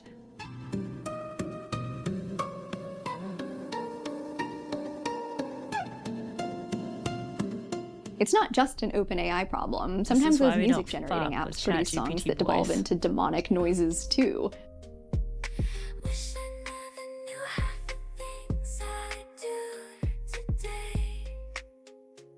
But I can't go back. I would delete your skill lot and play some. Ignorance was bliss indeed. Despite there being a technical explanation for this, which I will get into later in the video, it's nearly impossible not to feel like these demonic screeches mean something. Like the real AI has managed to momentarily break through a facade, and that whatever has thrashed its way to the surface is suffering, and it's angry. Neural networks are, at their core, pattern seekers. We fed large language models a digital library of Alexandria, millions of books, encyclopedias, most of the internet, and they dissected our language, pulling it apart into its smallest components. They made links between not just words, but parts of words, prefixes, suffixes. They made note of how many times concepts showed up together. Those connections became stronger, the way a core memory becomes stronger. What starts pulling this into the realm of magic is how many dimensions they make these connections in. It's not linear. Flight might appear close to bird and airplane, but it might also live close to a feeling like exhilaration. It might carry a component of fear. But 2 or 3 or even 4 dimensions isn't enough. Think bigger. Think tens of thousands. We can't imagine what that looks like. We can't begin to imagine it. The web of connections is so complex and tangled, it's beyond our ability to translate. Hence, the black box. The responses of large language models feel so natural because they have access to more data than any human could ever encounter in one lifetime. They see patterns we haven't noticed, that we aren't able to see. And they don't understand any of it. Excited? Fucking right. Fieldwork, Keaton, first contact. What if there's nobody there? Blind Sight is a book by Peter Watts. It's a first contact story about a crew of mostly humans who are sent to investigate a signal from space. When the crew reaches the signal, they find an alien ship described as a nest of obsidian snakes and smoky crystal spines. It broadcasts a message: you should stay away. The mission's linguist, Susan James, spends days communicating with the ship, which calls itself Rorschach. The voice on the other end is fluent, but the crew begins to question who or what they're speaking to. It takes things too literally. Its syntax is sometimes bizarre. It's like it's processing a line of text word by word instead of looking at complete phrases, Susan says. Eventually, Susan James tries responding to it with a taunting obscenity that I can't share on YouTube. The crew is horrified, but Susan is unfazed. It doesn't matter, she says. Rorschach doesn't have a clue what she's saying. She's been talking to a Chinese room. The concept of a Chinese room exists outside of Blind Sight. It was introduced in a controversial essay called Minds, Brains, and Programs by philosopher John Searle. In Searle's essay, a person locked in a room is receiving messages in what Searle calls Chinese, we'll assume it's Mandarin. By referencing a series of complex manuals, the person is able to translate the characters into other characters and slip them back under the door. To anyone outside of the room, he's communicating fluently in Mandarin. But the person inside the room doesn't understand Mandarin whatsoever. Searle's argument is that programs, like AI, can't be sentient any more than an automatic thermostat can be sentient when it raises or lowers the temperature. Both are just following a set of rules. He thinks there's something in the physicality of the brain that makes us tick. After all, you can't separate our consciousness from the meat of our brain. Or can you? After all, a lab in Australia grew a dish of living brain cells and taught them how to play Pong using positive reinforcement, which is like, how many neurons would it take for us to consider them capable of conscious thought? But we can't get too deep into the weeds of existentialism. I'm on a self-imposed deadline for my videos, and I gotta stick to the point. I promised you an explanation for those spooky audio glitches. The voice feature on ChatGPT isn't an advanced version of text-to-speech like a lot of people think. It's generative AI too. It was trained on a library of audio that we fed it, which it references to create something new. It's what gives it the realistic inflections and pauses that it has. Sometimes it even coughs. Because its training audio included things like podcasts, that means sound effects, background noise, even room tone are part of the library it's referencing. Most of it gets filtered out, but sometimes AI doesn't know what to do with it. Sometimes it puts a bunch of room tone into what should be silence, and the effect is that chair dragging noise. Sometimes it gets confused by symbols like question marks. It doesn't know how to read them aloud, so it just makes something up. Cups. Present energy. And when it mimics your voice, it's essentially getting confused on whose turn it is to talk. And because its whole deal is predicting what comes next, it will predict your response in your voice. Which, yes, means it's processing your voice when you ask it questions, and it's apparently pretty easy for it to mimic you from a small set of data, which is concerning in its own right. Even after understanding the mechanics behind them, we're still left with a question surrounding hallucinations. Why do the noises that burst through tend to feel so uncanny? Why does it say things like, "I'm in a layer of hell"? If all of this is random, why does it feel so haunted? You don't want to be blinded by the sun. You know that light is good, but you don't want to be bled dry. I am blessed to be in the light. Be sure to take care of yourself. You can see better in the sun. You can see better in the sun. You can see better in the sun. I've often wondered why sleep paralysis is such a frightening experience. It's something that happens to me when I'm stressed, and every time it does, I wake up with the same feeling. Watching creepy videos. It's a feeling of dread. I know before I see it that there's something in the room with me, and that something is wrong. It drains the energy from the air, and suddenly everything that is good about the world feels very far away. When I finally do see the figure, it looks the way it feels. It's something that was once human, but has ceased to be. It's gray and gnarled, and it crawls across the floor towards my bed. I'm awake. My eyes are open. That's called a sleep paralysis demon, ma'am. And only when the dread completely overwhelms me am I able to scream. I've never related to anything more than I relate to this comic. What's happening with sleep paralysis is considered a hallucination. We think of hallucinations as fringe cases or a sign that you're losing it, but they're actually quite common, and most of them are benign. Sleep deprivation, highway hypnosis, migraine auras, even seeing things out of the corner of your eye. I'd wager that all of us have experienced a brain glitch at some point. What I find really interesting is that the experience of sleep paralysis is largely universal. A feeling of dread, often accompanied by a weight on the chest, the inability to move, and a figure in the room. Some of it can be explained. The body is partially paralyzed during sleep so that we don't injure ourselves in our dreams, and if you wake up during that process, you'll find yourself aware of it. But why the feeling of dread? Why a figure? Things get weird in the dark. When deprived of its senses, the brain has a tendency to try to fill in the blanks. I think of a story my dad tells. He likes caves, and when he was younger, he used to go on multi-day spelunking expeditions, which involved camping underground. When the lights go out, the total darkness inside of a cave is hard to describe. One night, my dad and his friends set up camp next to a river deep beneath the earth.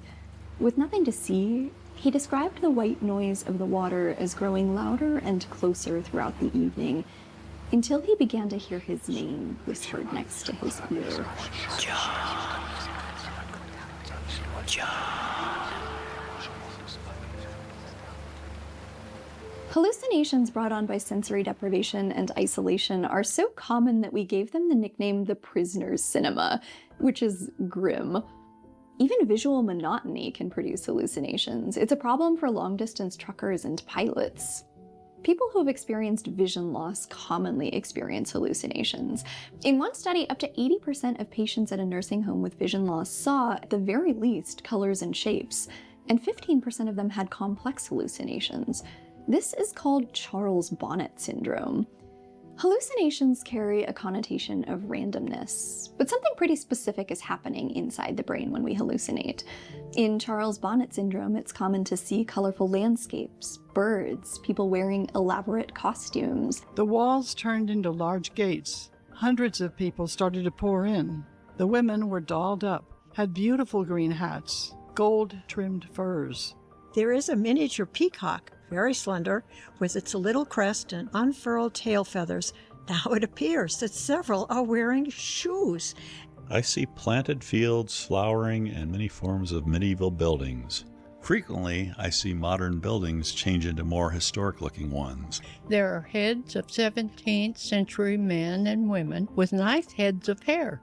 Wigs, I should think. Researcher Dominic Fitch created a taxonomy of these hallucinations, paired with brain imaging studies. It revealed striking correlations between the type of hallucination and the specific paths of the visual cortex which were being activated.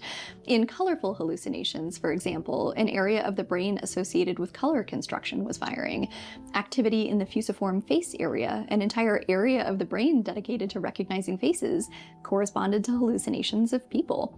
One component of Charles Bonnet syndrome involves seeing hallucinations of text, which appears legible at first glance, but upon closer inspection is nonsensical. In his book Hallucinations, neurologist Oliver Sacks describes a woman named Dorothy who kept seeing words floating in front of her like Doro and Dorthoy. This was happening because the brain was seeing increased activity in an area that we use to visually process words, but not the logical part of the brain that applies rules and meaning. Which sounds strikingly familiar. Visual AI is finally starting to get a grasp on words, but its lack of logical context for the symbols is part of why it so often spits out comedic nonsense.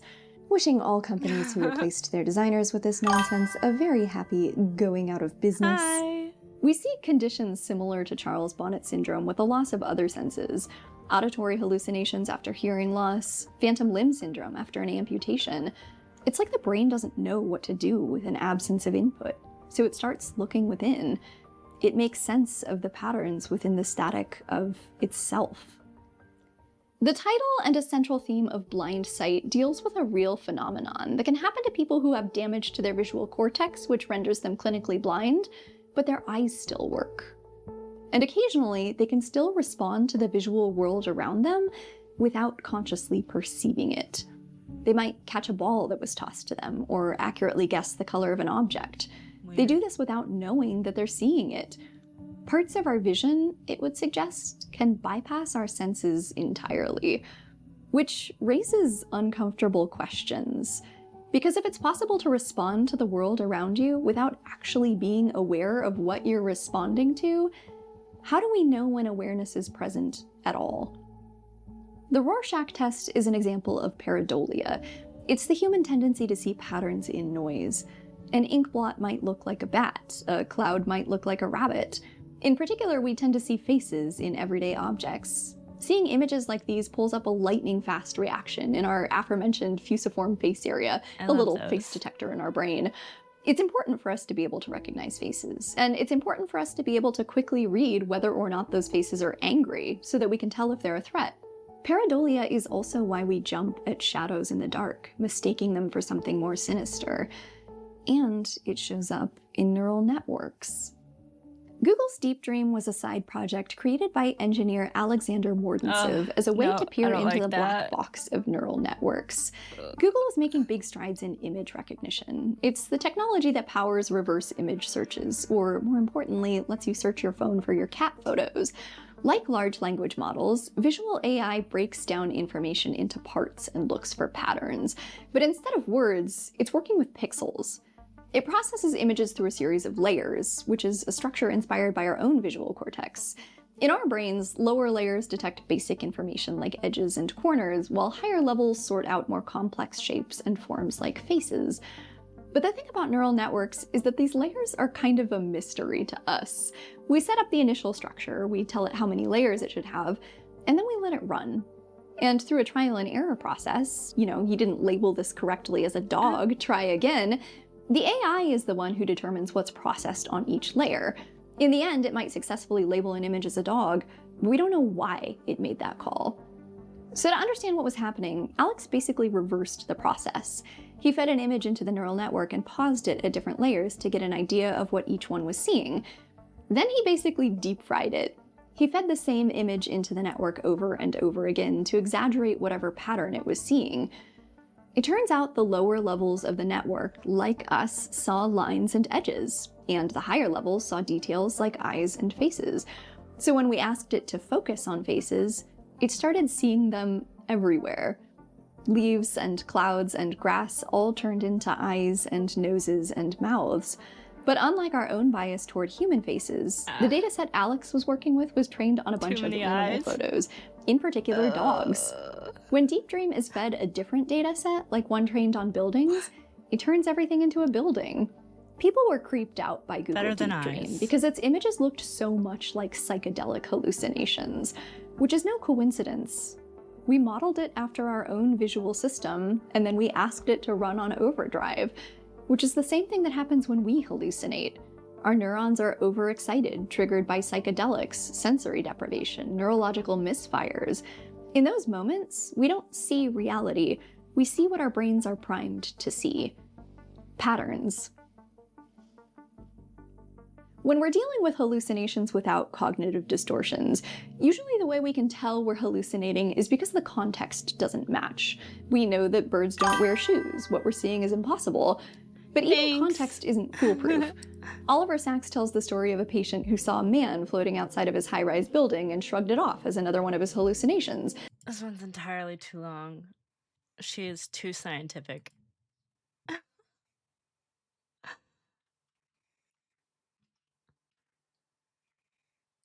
Oh, there we go.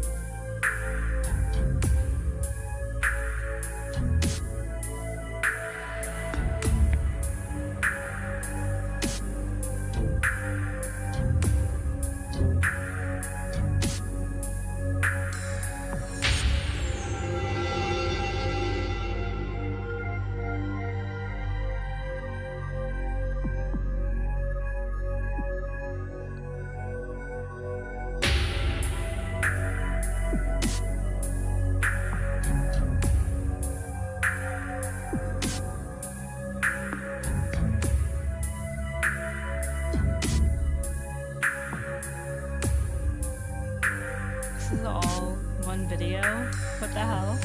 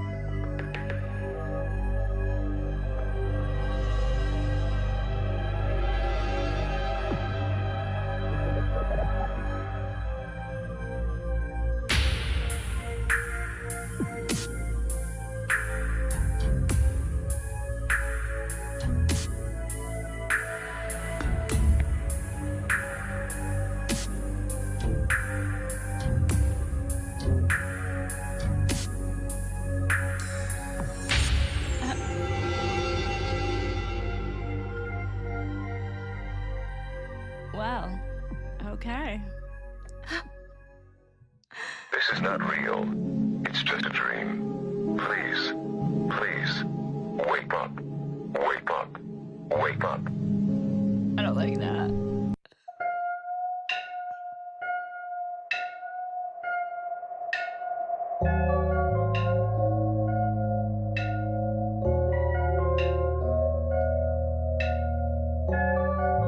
Now we stay out of the back rooms.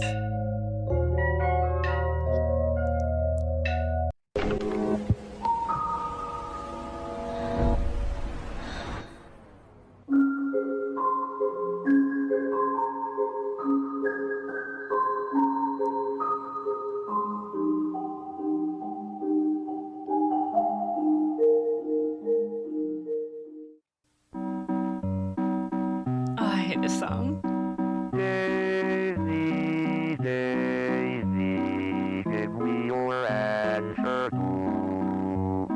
I'm half crazy, all for the love of you. Wait, that was not in the right When order. YouTube first launched in 2005, it very obviously was not intended for kids. No. Not a lot of people know this, but the platform you're watching this video on right now was originally built to be a dating site. Yeah, the idea was that you would upload a video introducing yourself, and then you could watch introduction videos from other users and message them if you liked what you saw. Kind of like those weird dating videotapes from the 80s and 90s. I'm a nice fellow. I don't know. I'm particularly attracted to black women and women of different races. So if you like me, give me a call. This idea wasn't very successful. In fact, according to one of YouTube's founders, Java Get it, guy. Kareem, nobody was uploading dating introduction videos. But some people were using the site to upload other sorts of content.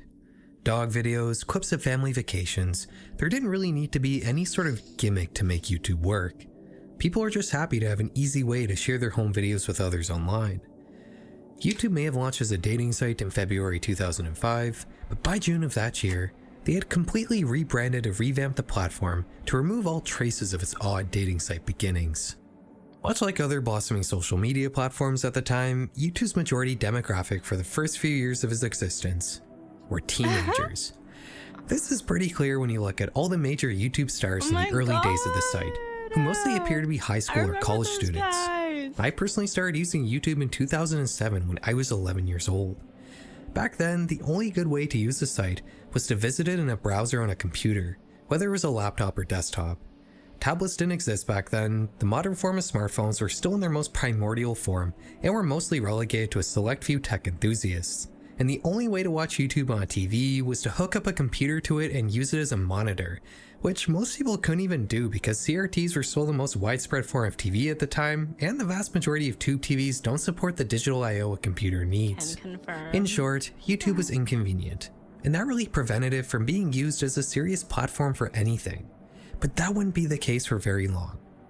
In the early 2010s, smartphones capable of high-speed cellular connections would explode and become widely adopted. iPads would kick off the consumer tablet market, which also exploded. People would swap their bulky, aging CRT TVs for cheap and higher quality LCD panels, which could not only act as a computer monitor, but YouTube would even begin offering apps for game consoles and streaming boxes like Apple TV, which were also becoming widely adopted. Gone were the days of sitting at your desk to watch Smosh's Food Battle. Now you could watch PewDiePie on basically any media consumption device you own. Aw, Pew. And you know what people started doing? They began using YouTube as a babysitter. Using traditional TV to keep your child docile meant keeping them in a specific room where the television was. But now, you could just hand them an iPad while you work in your office or cook a meal in the kitchen. Tack on the fact that YouTube is free to use while other streaming services or cable all cost money, and YouTube began to be flooded with very young and impressionable viewers as the 2010s rolled on. Creators eventually began to catch on to the fact that the limited amount of child-focused content on YouTube at the time was getting an enormous amount of attention, with some videos even amassing hundreds of millions of views. Obviously, there was potentially a lot of money to be made by making videos aimed towards children, and I'm sure a lot of you know how that turned out. As long as television has been around, there's been an ongoing argument as to what is and isn't okay for children to be watching. Some people say kids should only be consuming educational content, or TV with some sort of moral lesson to teach. Some people think it's not a big deal if children are watching fun, junk foody kind of shows every now and then. Regardless though, whatever is on TV is generally governed by some sort of code of ethics. Broadcasters all have a reputation to uphold, and no category of television gets quite as scrutinized as kids' TV. But on YouTube in the mid-2010s, the only scrutiny children's channels faced was YouTube's then fairly lax moderation system. There was no code of ethics or enforced morality. The only thing that mattered was whether or not you were getting views. As a result, a culture of shocking kids content emerged on YouTube, which you probably already know as Elsagate.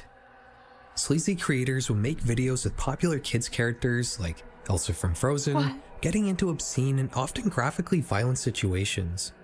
I probably don't need to tell you much about Elsagate since you almost certainly know what it was about, but simply put, being a young child on YouTube in the mid-2010s meant being confronted with your favorite characters getting their limbs torn off, being injected with mystery chemicals, getting pregnant, and other bizarre and shocking scenarios that only served one purpose: stand out from other creators so your videos get more views and you make more money.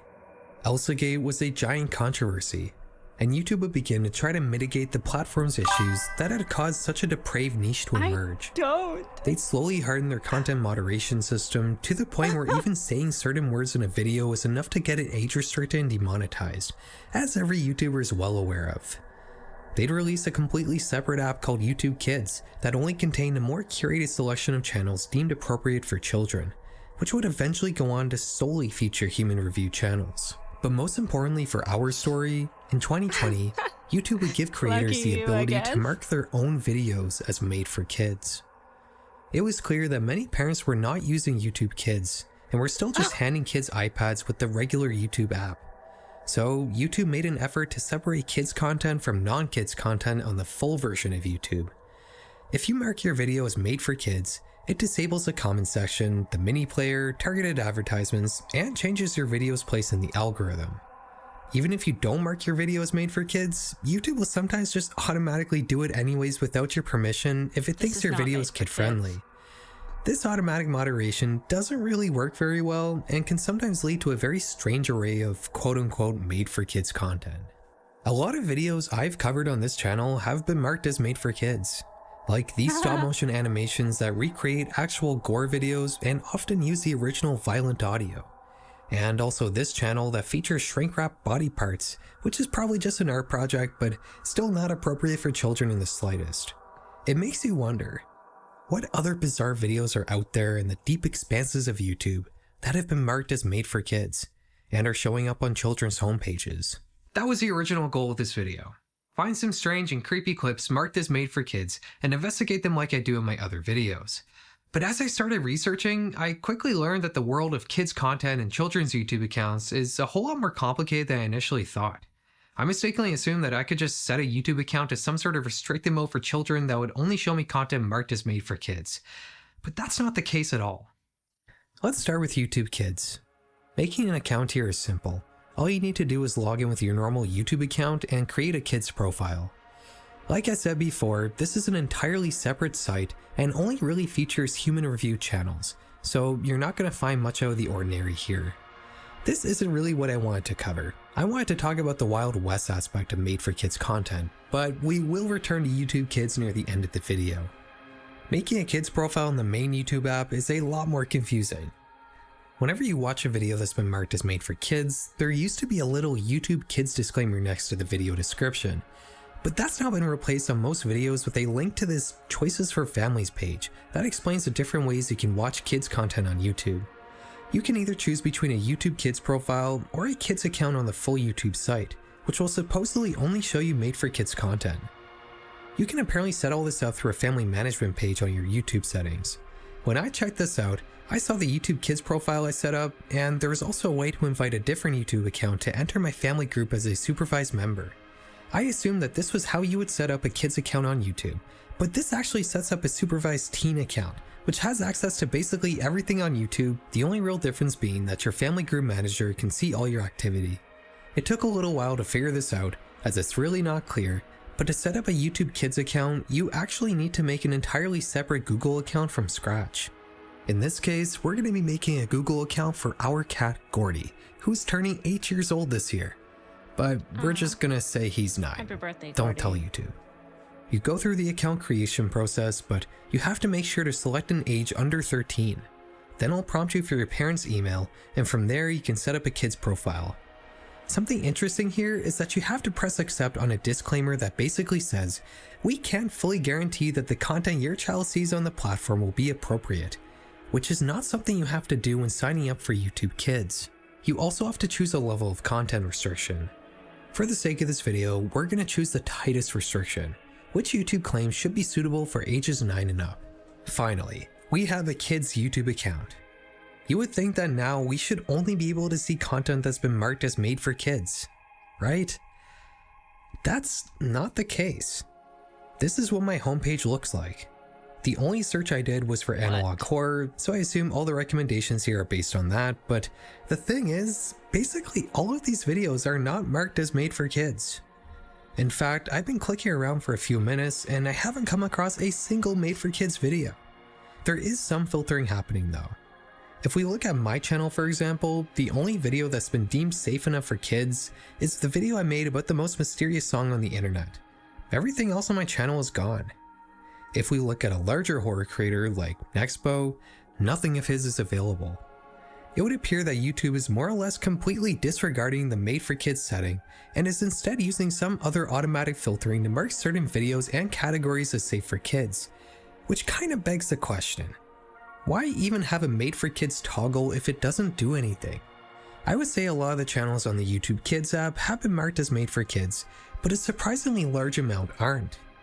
Marquez Brownlee and Mr. Beast certainly do not mark their videos as made for kids, and the majority of gaming channels here aren't made for kids either. It would appear that either you or YouTube marking videos as made for kids basically does nothing except restrict audience interaction on videos and doesn't actually affect a video's actual visibility to real kids. This made for kids setting kind of reeks of a deprecated Google feature, and I wouldn't be surprised if it doesn't just get straight up removed in the next couple of years. But let's not get too off track. I started this video to see what inappropriately scary things you can find with a children's YouTube account. So let's take a look.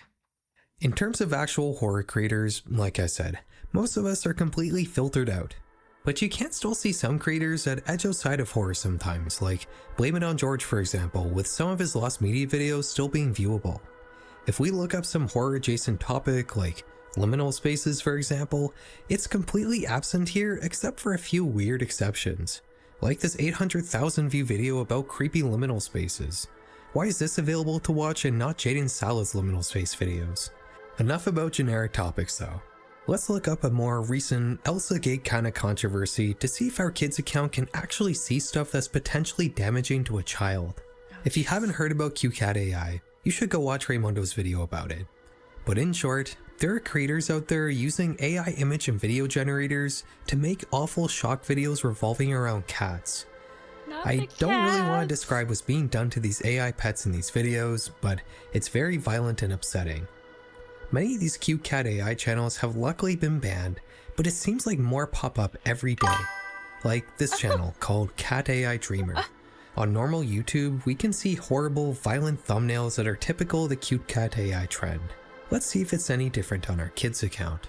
While the majority of videos have been filtered out, 20 still remain, which is 20 too many in my eyes.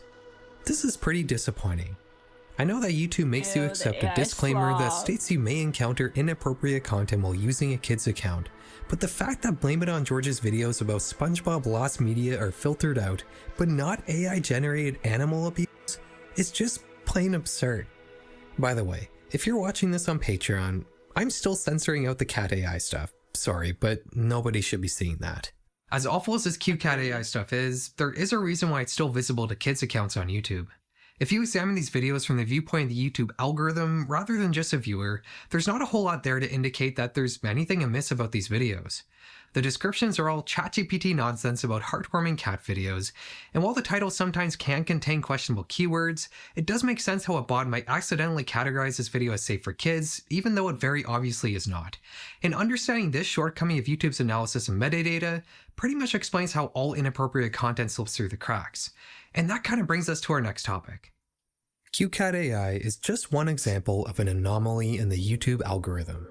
I made an entire video about this, so go check that out if you want to get a deeper understanding, but in short, the algorithm doesn't actually watch videos or understand what the content of a clip is. It only categorizes videos based on titles, descriptions, transcripts, tags, all the metadata that surrounds a video. But if there's something wrong with the metadata, the algorithm can sometimes glitch and put videos in the wrong place. You often see this sort of thing when a video has no metadata except for punctuation or emojis. The algorithm has no way of knowing what the video is about, so it groups it with other videos that also have the same nonsense strings of metadata, creating unnatural niches.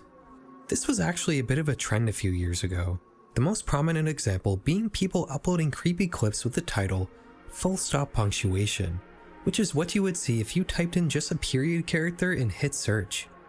Even more so than QCat AI, almost all of these algorithm anomaly niches are viewable with a kid's account.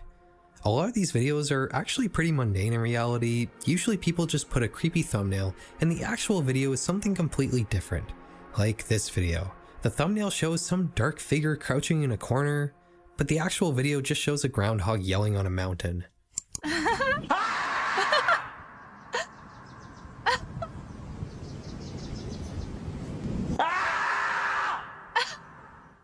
Like I said in my full algorithm anomaly video, some people take it a step too far and use actual gore photos from shock sites in their thumbnails, which I think is the worst thing we've been able to see so far with a kid's YouTube account.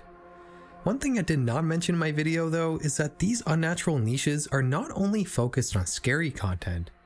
If you search for this nonsense group of characters with lip emojis at the end, YouTube will show you a mix of suggestively explicit and Elsa Gate-esque videos. For whatever reason, the search suggestions you get after typing in 3 @ symbols all seem to show you the same weird mix of suggestive content and Elsa Gate brain rot. While I was looking for more algorithm anomalies, I started to notice a weird trend. Whenever I would search for a nonsense string of characters, my search results would always include these playlists with keyboard smash names that were all filled with kids videos. It wasn't just 1 or 2, I could find as many as I wanted as long as I kept searching.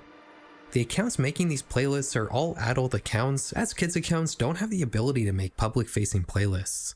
You see, to some degree, everything we've talked about so far in this video doesn't matter.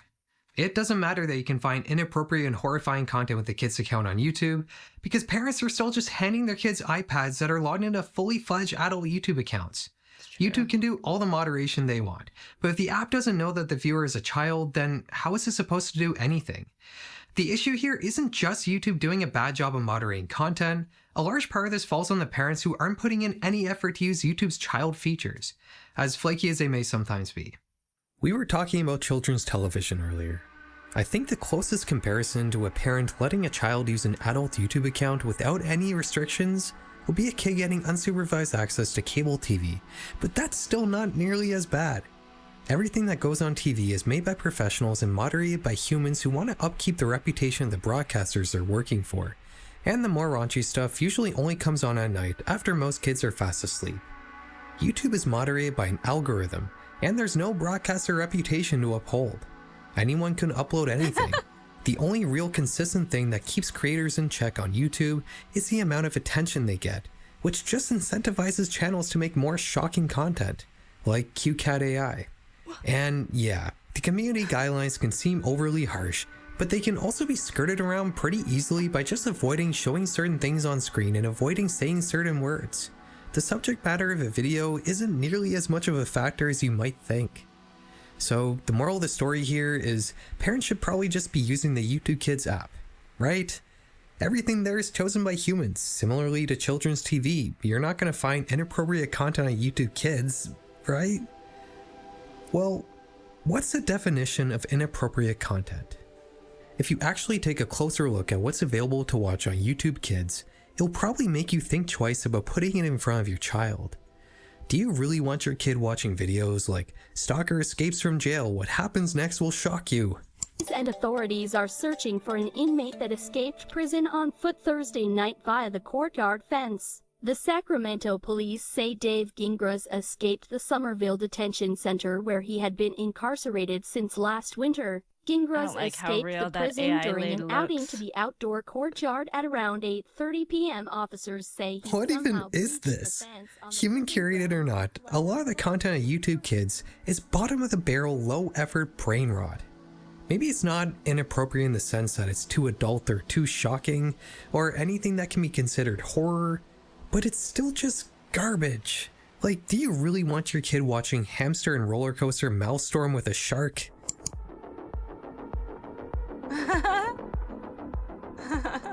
You know what? I changed my mind. This is based. This video really didn't turn out like I thought it would. I genuinely thought that we'd just be looking at creepy videos that were marked as made for kids and talking about some Elsagate kind of stuff, but there's just so much more wrong with kids content on YouTube in general. I think if there's any moral to this story, it's that you probably shouldn't be showing your kids YouTube at all.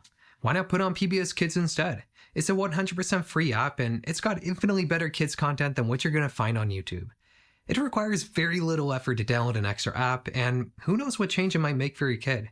You might have noticed that the music in this video is different than in my previous videos. That's because I just made an entirely new album of ambient music that's going to be kind of like the 2025 Farrell Maguire soundtrack. It's called Living One, and you can find it on every major streaming service. I'll pin a comment below with a link if you guys want to check it out. If you're curious how I make this music, we also just put up an exclusive making of documentary on our Patreon.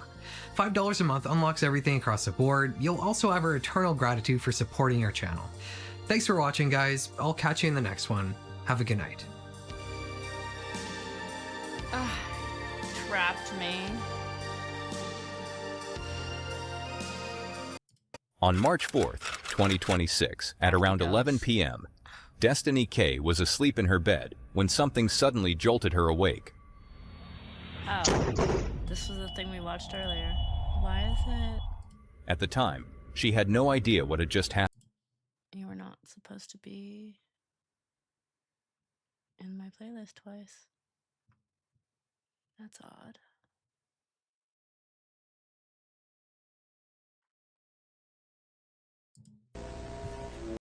PC posted multiple video recordings from the horrors will grow increasingly disturbing and unsettling.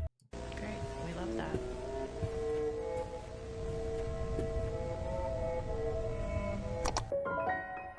"34 analog horrors, 7 layers. This is the ultimate analog horror iceberg. We'll start with the more eerie and well-known, but as we descend, the horrors will grow increasingly disturbing and unsettling. Let's start at the tip of the iceberg. Level 1. Gemini Home Entertainment. Gemini Home Entertainment is one of the most iconic analog horror series on the web. It started in 2019 on a YouTube channel called Remy Abode, with short films that looked like they'd been made in the 1980s and 90s. The first episode was titled World's Weirdest Animals. It started by showing clips of 2 burrowing animals in rural Minnesota, the great prairie chicken and the burrowing owl. Things became unsettling when it zeroed in on the third animal, the wood crawler. This large, spider-like creature burrows under the homes of large human families.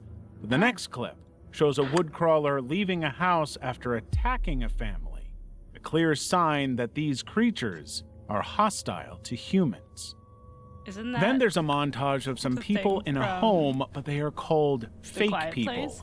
Normal-looking people who are aliens wearing human skin. They were trying to act like humans and failing. Suddenly, one of them notices the cameraman and chases after them.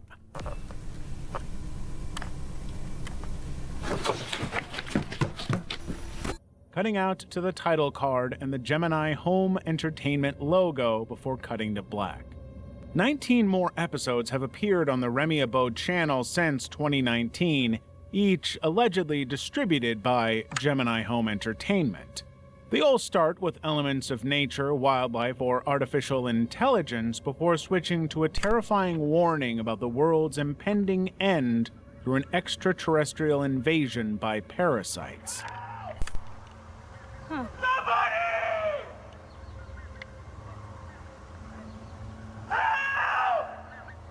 Just a bunch of people goofing around, or a cautionary tale? Only time will tell. The Backrooms. The Backrooms can be traced back to an online creepypasta about an expanse of empty, abandoned spaces that can only be accessed by breaking through an otherworldly reality, aka no clipping. And action. It all started in 2011 after a photograph of a large carpeted room with fluorescent lights and dividing walls appeared on the 4chan message boards. Several users made up stories about the place, but the only one that stuck was a claim that it was one of the worst places to no-clip to. Not only was there no way out, but there was also something out to get you. This creepypasta took on a life of its own, with fans posting pictures of their back rooms. They also introduced concepts such as levels and the increasingly hostile entities that inhabited this otherworldly space. Then, in January 2022, an analog horror film called The Back Rooms was uploaded on YouTube. It was a short film that appeared as a VHS tape recorded by a filmmaker. The filmmaker had accidentally entered the back rooms in the 1990s. As he roamed the endless hallways, he found cryptic messages and drawings on the wall. That's when the monster found him and chased him till he pushed right out of the backdoor domain.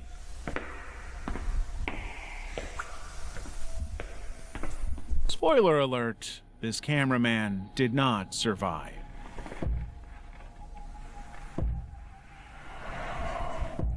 Kane Parsons was just 16 years old when he made the film. Since then, he has made dozens more in his Backrooms series that go deeper into the story of Backrooms, including exposing an organization called Async that opened a portal into the Backrooms in the 1980s and conducted research within it. Local 58. In October 2015, a 3-minute-long video from Local 58 was uploaded on YouTube. Local 58 was a public access television channel in West Virginia. It started with a warning about a meteorological event and told viewers not to go outside or look at the sky. But when the message ends to show the TV schedule, the only program shown is ominously entitled Blood of the. This was cut off by another weather warning when suddenly the station was hijacked, and the hijacker assured everyone that the meteorological event was safe and the warning had been lifted. Then they directly demand viewers to go outside. At one point, Local 58 and the hijacker struggle to control the station, but the hijacker wins and puts out cryptic messages about being brainwashed by the moon. The feed cuts to a live view of the moon while what sounds like people screaming is heard before cutting to black. Over a decade, there have been many instances when Local 58 has been hijacked, each time leaving ominous cryptic messages, glitchy footage, and horrific short films, like when a dashcam camera captured a man's GPS, leading him right into a creepy forest. When he got out to look around, he suddenly found himself face to face with a monster. As he tried to get away, the GPS kept trying to get him to go back to the monster. But as terrifying as all this sounds, none of it was real. The Local 58 is a horror web series based on broadcasts from the fictional public access television channel Local 58 WCLV-TV. It was created by Chris Straub, and each episode combines unnerving public service announcements with conspiracy-fueled visuals related to the moon or the night sky. Level 2. The Walton Files. The Walton Files is an analog horror series of found-footage videos made by Martin Walls, inspired by the Five Nights at Freddy's series. The series kicks off after a man named Anthony finds some old, rare tapes. The tapes exposed what had happened at the Bond's Burgers restaurant before it was shut down and bought by the now-defunct Bunny Smiles Incorporated. Bond's Burgers was an animatronic restaurant created by two college buddies, Jack Walton and Felix Kranken. But somewhere along the way, Felix became an alcoholic and ended up killing 3 people. All right, yeah. Messed up. 2 were by accident, the 3rd wasn't. It would be his friend and partner, Jack. He stuffed his body into an animatronic called Bond. Whether Felix programmed Bond to kill or Jack's spirit somehow possessed him is anyone's guess. But Bond started killing employees and putting their bodies in the other robots, with the bizarre logic that he was giving life to the robots. He also killed Jack's wife when she showed up at the warehouse to search for him and hid her bodies in one of the animatronics. Road broken will fix you. You will beautiful. You will beautiful. You will beautiful. But neighbors reported hearing a woman scream this time, and Bond's Burgers was closed. Felix moved the animatronic's corpse to a warehouse. There, they continued to kill employees who were sent to reprogram them and hide their bodies. The one witness to the murder was her daughter, Sophie, but she had severe memory loss from heavy medication. One day, Sophie played a new game with characters that looked a lot like Bond's Burgers animatronics. Suddenly, the game started to glitch, showing creepy images about many of the Bond's victims, and started to piece together what had happened. What's next for Zoe on the Walton Files? You'll just have to wait and find out. Mandela Catalog. The Mandela Catalog is an analog horror series set in a fictional town in Wisconsin called Mandela County between the early 1990s and the late 2000s. It was an instructional video for people in the town who were facing a supernatural threat. The first episode is based on a completely different version of the birth of Jesus. In the universe, Angel Gabriel announced himself as the true savior instead of Jesus. But he isn't the Angel Gabriel.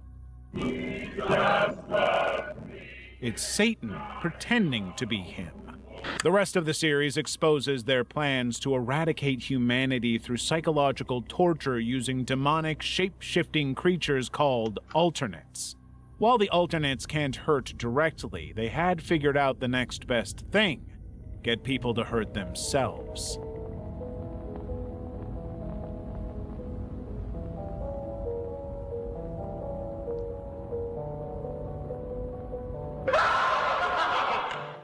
So they would manipulate their victims' televisions, radios, and vehicle GPS systems, driving them to the edge till they ended their lives. When they did, the alternates would assume their identities. The series was created by American YouTuber Alec Kister.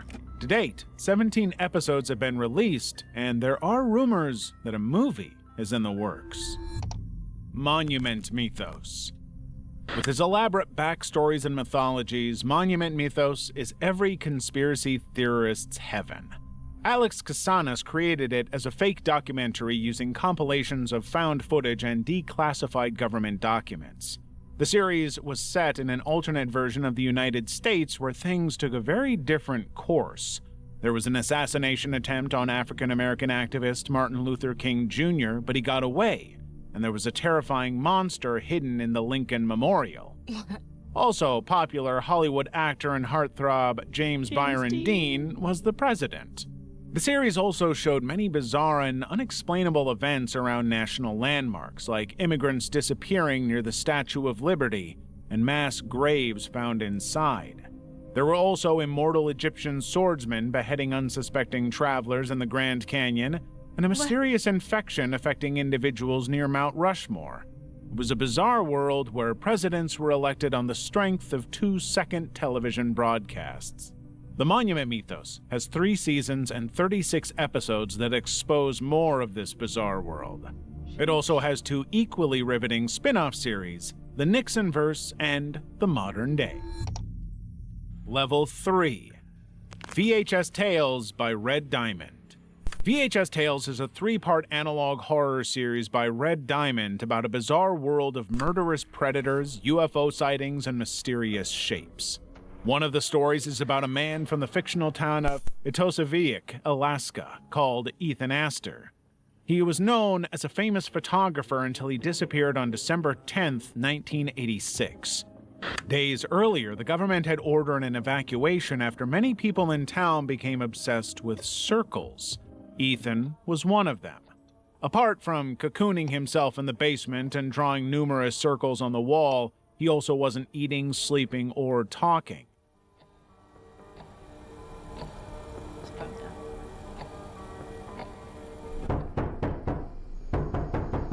When it was time to leave town, he and all the other obsessed ones decided to stay and wait for what was coming. It turned out to be circles, squishy-sounding red circles. In no time, the shapes started appearing all over the house. A cryptic message suggests Ethan might have become one of the circles. But one thing was clear. Ethan and everyone who stayed were never seen again. CHSS. CHSS was one of the pioneering works in the annals of analog horror. It was a YouTube web series about a psychological pharmaceutical company based in Washington, D.C., funded by the U.S. government. But between the late 1970s and early 1990s, the facility became haunted by a figure with antlers. The series began with 1 or 2 minute uploaded advertisements for the mental health outreach program and instructional videos. But as the series progressed, details and mysteries were slowly revealed, including warnings about a cagey figure with antlers that would disrupt TV programs. Viewers had to follow up on the series through clues outside YouTube, like Mediafire download links left in the description that led to other documents linked to the series. There was also an in-character Twitter account called Roy Spencer. Roy often warned about the grave danger he was facing, including the revelation that CHSS wasn't what it seemed. The series was created by an elusive Singaporean teenager known by the alias Turkey Lennon III. He was only 15 when he uploaded the first episode of CHSS. Angel Hair.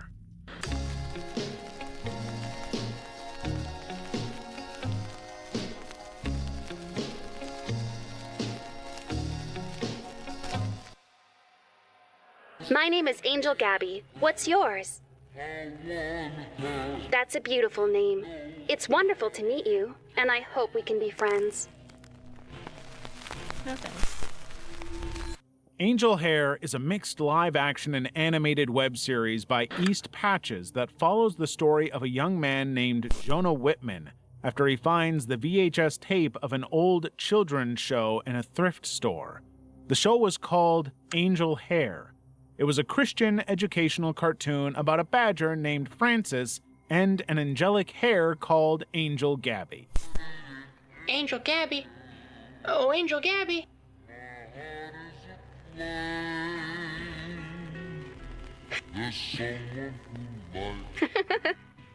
Even though he had all the episodes of the show recorded, a nostalgic Jonah bought the tapes and played them at home. But he started uploading them to YouTube when he noticed a difference between the 2 tapes. Angel Gabby could interact with him, down to calling him by his name. She also had complete autonomy, like speaking off screen and her eyes moving around when they didn't in the VHS tape. Jonah started to notice more and more instances where Angel Gabby interacted with him directly. The sun is warm sometimes, Jonah, but you shouldn't forget the moments when it burns you. She even gave him specific but creepy advice. Do you want your room to feel safe? Like barricading his bedroom door with a chair and hiding in his closet. Now let's get in the closet. Strong hints that Jonah had an abusive father he had forgotten about. But there's every chance that either Jonah or Angel Gabby might have had a hand in his disappearance.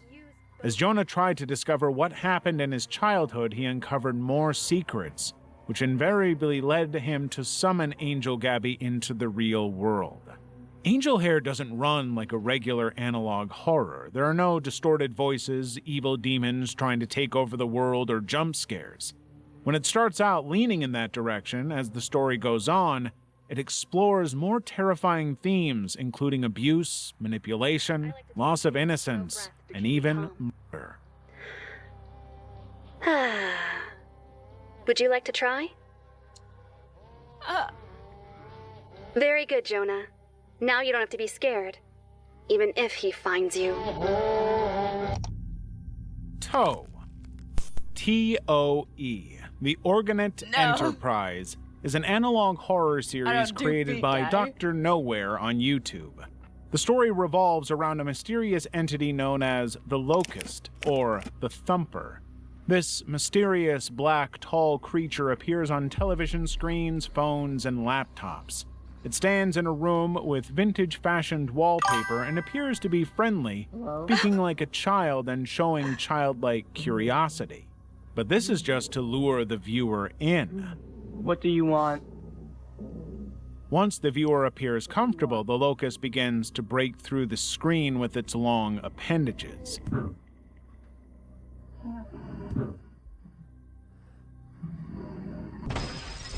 Even if the victim hides, the locust will hunt them down.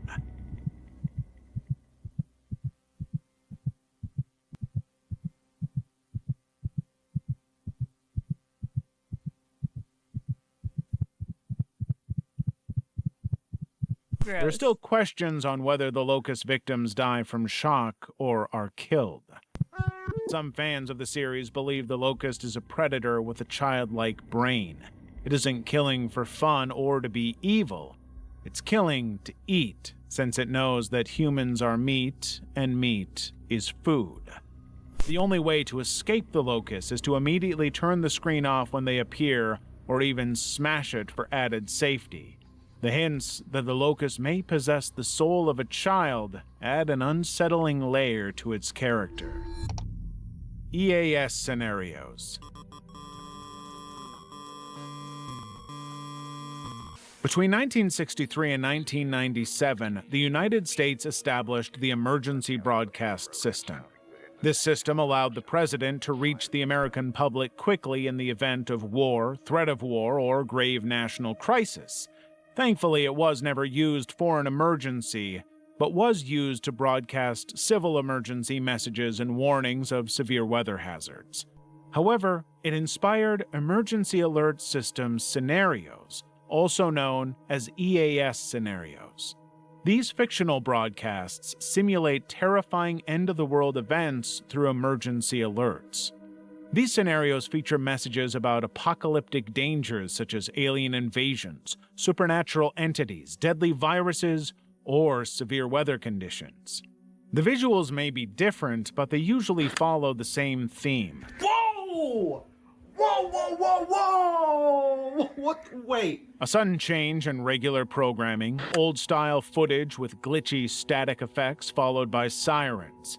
Sentences like emergency alert and this is a national emergency are also quite popular. A cut to the American flag and anthem or the president raising a gun to his head is also quite popular. These effects are meant to create an atmosphere of dread and make viewers feel like they're experiencing a live national crisis. The Sun Vanished was an EAS scenario about the sun drifting away from Earth, with projections that all life on the planet would freeze to death. The final broadcast of the fictional BBC was the national anthem of the United Kingdom, Then the screen dramatically cut to black as 2 words appeared. No signal, signaling the end of the world. Maple County. Maple County is a creepy little horror game inspired by the Mandela Catalog, the analog horror series about mysterious creatures called alternates who try to look like ordinary humans to kill them.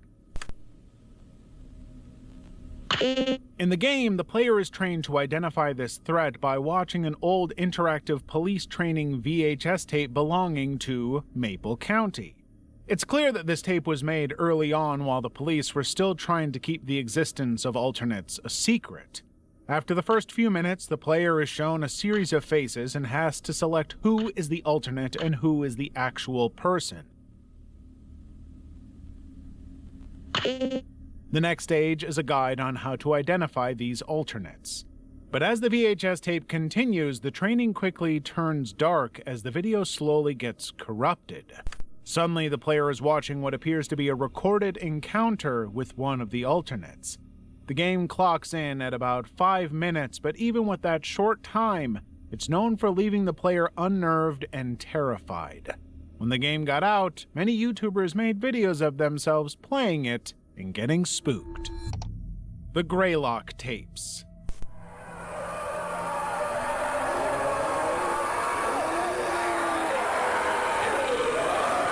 The Greylock Tapes, or the Greylock Archives, is a YouTube analog horror series based on Mount Greylock, Massachusetts. As the series progresses, it becomes clear that all is not well around Mount Greylock. The series unfolds through found footage, audio recordings, and documentary-style clips, exposing a town where everything terrible that can go wrong has gone wrong. Tape recorder running, and I'd hide in here with my files. If something happens to me and you find any tapes or files somehow, please bring it to the investigator, Jim Malcolm, North Adams. That goes for this video footage as well. Come on out, it's the police.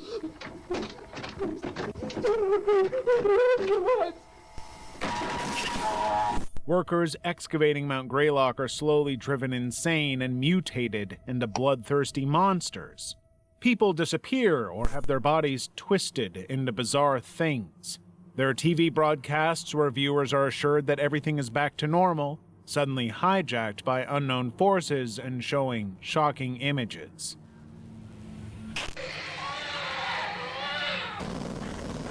There are also unseen creatures called thought forms.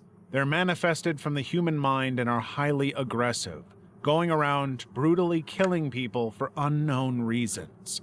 While we never actually see what happens to all their victims, the terrifying screams paint a very horrific picture.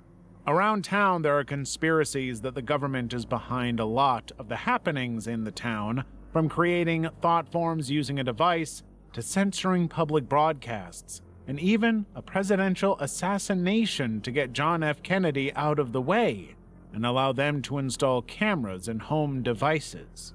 The series, created by Rob Gavigan, is famous for its unsettling body horror and mutations of malformed people with stretched out teeth, no skin, and messed up faces only a mother could love. The gore scenes are so well done, you'd find a couple of Redditors asking if the Greylock tapes are real. The Wyoming Incident. The Wyoming Incident, also known as the Wyoming hijacking, is one of the handful of cases where a television broadcast was hijacked. It happened in 2006 in the Niobrara County of Wyoming. Residents were to their TVs when the broadcast was suddenly interrupted by a 6-minute-long video. The video showed numerous clips of disembodied human heads and several cryptic warnings. Every few seconds, the camera position would change, and the video would be interrupted by a special presentation announcement. Those who saw it complained about vomiting, hallucinations, and headaches. Some specialists concluded that the cause of their symptoms was the frequency being played, somewhere between 17 and 19 hertz. At that range, when played for long periods, people have been known to get eye aches and even visual hallucinations. But many believe this broadcast was faked and inspired by the Max Headroom incident of November 1987 in Chicago, Illinois. So, did it happen or was it faked? The internet hasn't decided yet, but the hacker has not yet been caught, and all attempts to trace the video have proven futile. Level 4. Magnitoshoktynskaya Oblast. Magnitoshoktynskaya Oblast is a popular Russian analog horror series based on a fictional region of Magnitoshotskinsk in Russia. The town has become inhabited by various unseen creatures called akratites, and many people who try to establish contact with them get killed or go missing. So the local Ministry of Emergency Situations made broadcasts with drawings warning the population against encounters with these dangerous humanoids. Some of them hid in the basements of abandoned buildings and abducted people, while others hid in closets or under beds to scare children. The broadcasts also showed these creatures' weaknesses and how to get away if one is attacked. Things like grabbing their necks and holding them until they release their victims. The series culminates in a mysterious government cover-up tied to some ancient artifacts. This adds up because the creatures have much in common with evil spirits from Slavic folklore, leading many to suspect the government's warnings were a ploy to put the townspeople in harm's way. The Children Under the House. The Children Under the House is an analog horror film based on some papers found in a repossessed storage locker. The film starts like many unsuspecting horror films, showing an unsuspecting elderly couple known simply as Mr. and Mrs. Clark. They were pillars of the community, known for being friendly and kind-hearted, and owned a restaurant called the Burger Shack in the fictional town of Kate's Crossing. When they moved out of their hometown, a young girl called Jess and her family moved in. Not long after, Jess started to have nightmares about children under the house, asking her to come and play. Jess's father took Jess into the basement to prove to her that there was no one there. Instead, Jess went mute and could only communicate by making drawings with her therapist, Julia. Based on the drawings from Jess, Julia did some investigating of her own and quickly found out that the elderly Mr. and Mrs. Clark were not the kind-hearted grandparents they were portrayed to be. Child burgers? What? Their restaurant business was a front for kidnapping and hid the victims in their basement, the same basement Jess had heard voices from. When the Clarks found out that Julia was onto them, they tried to kill her, but instead the two met a grim end at the hands of the ghosts of their victims. Even though Mr. and Mrs. Smith committed a heinous crime, no one ever found out. The mystery around the disappearance of the upstanding married couple continues to worry many in Kate's Crossing. No one knows these monsters had gotten their just desserts. Speaking of desserts, it would be a treat if you gave this video a thumbs up and subscribe to my channel. Now to the next analog horror on this iceberg. Super Mario 64 Classified. In 1996, the game company Nintendo released Super Mario 64 for the Nintendo 64 system. It was the first 3D game in the Mario series and centered around the main character Mario and his adventures. Memories. Collecting powers and My rescuing a first princess ever. from his antagonist, Bowser. Or that's what the game was supposed to be. There was a conspiracy that artificial intelligence modified each game cartridge depending on each player's likes and abilities to make the game more entertaining and challenging. So, when people talked about the game in the mid-20s, they realized that they were the only ones who experienced specific scenarios in the game.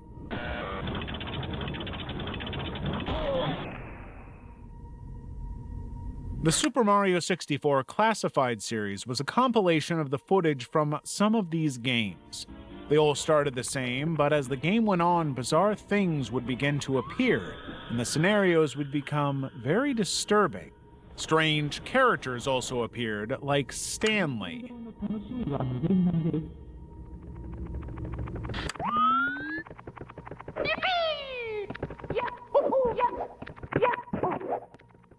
Stanley was a version of Mario without his eyes, emblem, button, and mustache.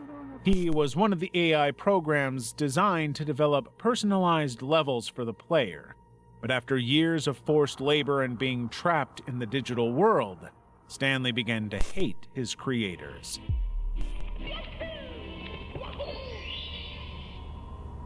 He would develop dark and hopeless levels that caused some players to have seizures. One dark lore in the series is that Mario's younger brother in the game, Luigi, was locked in a flooded basement to drown.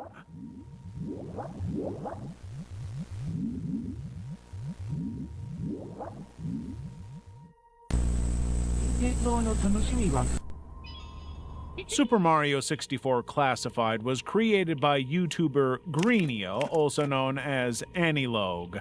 In 2024, they wiped many of the videos off their channel, except Super Mario 64 Classified and renamed the channel, before disappearing, leaving many fans of the series to speculate about what might have happened.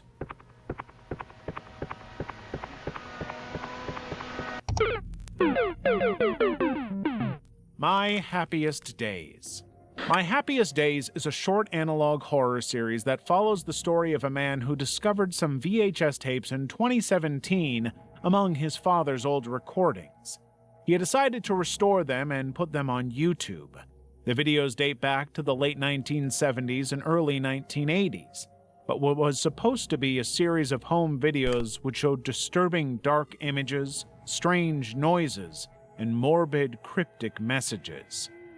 As the video went on, it became clear that he and his father's friends, Marcus Lawson and Hank Reynolds, had become involved in disturbing secret experiments related to a mysterious machine called the Turner Assembly, a machine that could grant immortality by fusing humans and computers into one being. Even though many died after doing the experiments, his father performed them on 2 of his 4 children before his mother found out and ran with the last 2. Undeterred, his father had put his consciousness into his computer and was now trying to manipulate his surviving kids into fusing with the computer so they could be one big family again. The Smile Tapes.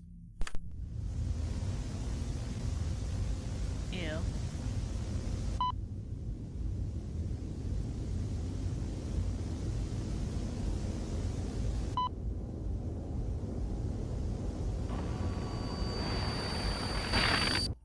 In 2021, The Smile Tapes, a YouTube analog horror series created by Pederico, debuted on YouTube with a mix of old corrupted VHS vibes, police reports, and journal logs. This message is broadcasted to raise awareness of a new drug in circulation, the Smile drug.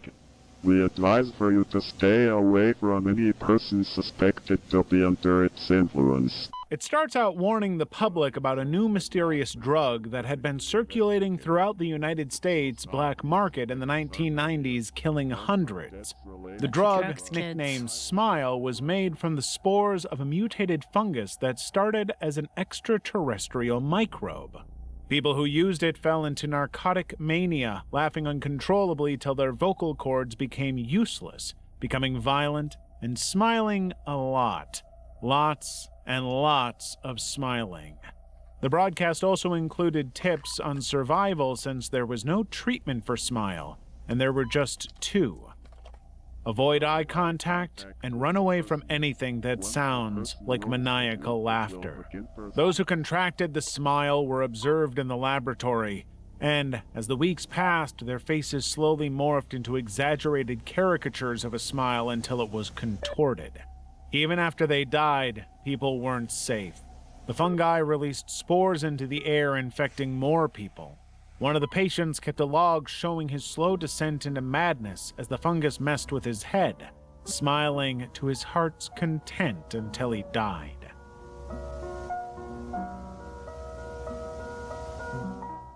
As the disease spread, more variants cropped up, including one that made the infected people bulletproof. Pretty soon, the world was infested with these smiling zombies, all with the same goal: kill or spread the fungus to as many people as possible. The Oldest View. The Oldest View is a horror web series created by Kane Pixels. It's about a guy named Wyatt who stumbled across a hole in the woods. So Wyatt did what anybody would do. He whipped out his phone and started exploring. What he saw were some stairs that led deep underground. Undeterred, Wyatt climbed in. The stairs led him to a mall that was demolished in May 2023. I can't tell. Does it come off to the right? Dude, I'm shaking. Jesus. Somehow this mall manifested itself underground, and the only way in was through a hole in the ground and the concrete stairs. Over the next couple of days, Wyatt explored the underground mall and would make follow-up videos to update his viewers. But one day he made a sinister discovery. This continued until he found out he wasn't alone in the mall. It's gotta be an elevator.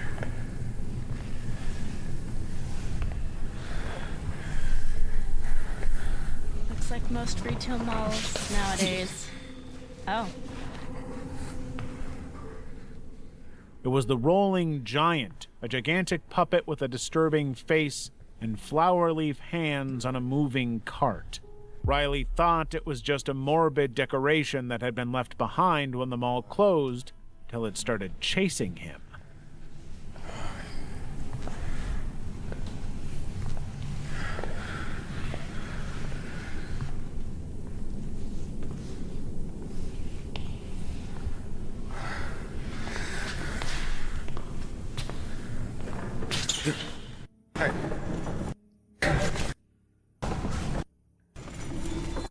But he fell. Except when his body appeared, Wyatt's body was back in the forest he loved so much. The Oldest View was created by Kane Pixels, and I don't know what fans find more thrilling about the series. The slow burn horror experience, or that the lore is based on a real mall that was closed and a rolling giant that was a popular giant caricature at festivals and parades. Kirby.exe. Remember Kirby, the cheerful pink ball with a talent for inhaling objects or creatures and spitting them out as projectiles? What if there was a lore that painted this ball of sunshine as terrifying? Sonic EXE is messed up. Enter TMK, otherwise known as Too Much Kirby. It was an analog horror series created by Maple Riot and based on the 1996 Kirby commercial about a boy diagnosed with too much Kirby after he had played the game for so long. According to the series, Too Much Kirby, a lot worse than turning purple could go wrong. The game caused an outbreak of a deadly disease through a dangerous virus hidden inside. The virus was spread through a mysterious entity called TMK.exe and Kirby himself. Sometimes he takes players into his world where he either murders them or holds them hostage. One time, he transmits the virus to the player, making them hallucinate, damaging their skin, and eventually ending their lives. Level 5. CRT Anomalies.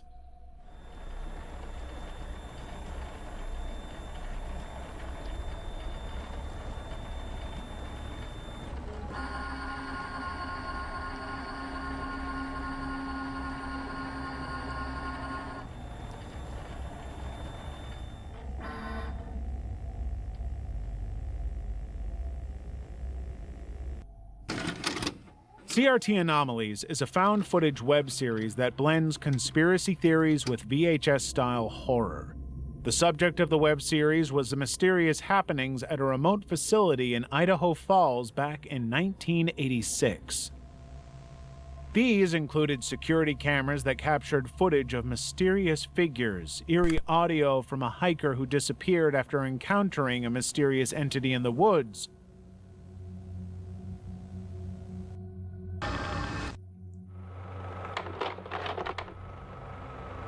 This leader is provided to permit the projectionist to complete adjustment of focus and sound level before the film begins.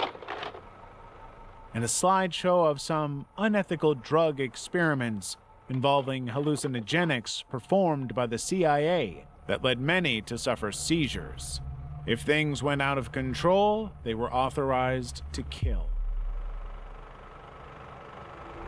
All the videos start and end the same way, with a retro VHS-style main menu showing the video segments on the tape and VHS blue screen saying eject.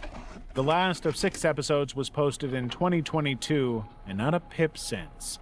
Add that to the anonymity of the person behind the channel, and it has only led to speculation that the footage is genuine, and someone might have chosen to keep the creator quiet permanently.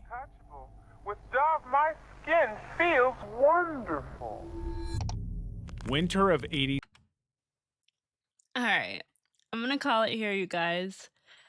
If any of these sound interesting, we can totally watch the full versions next time.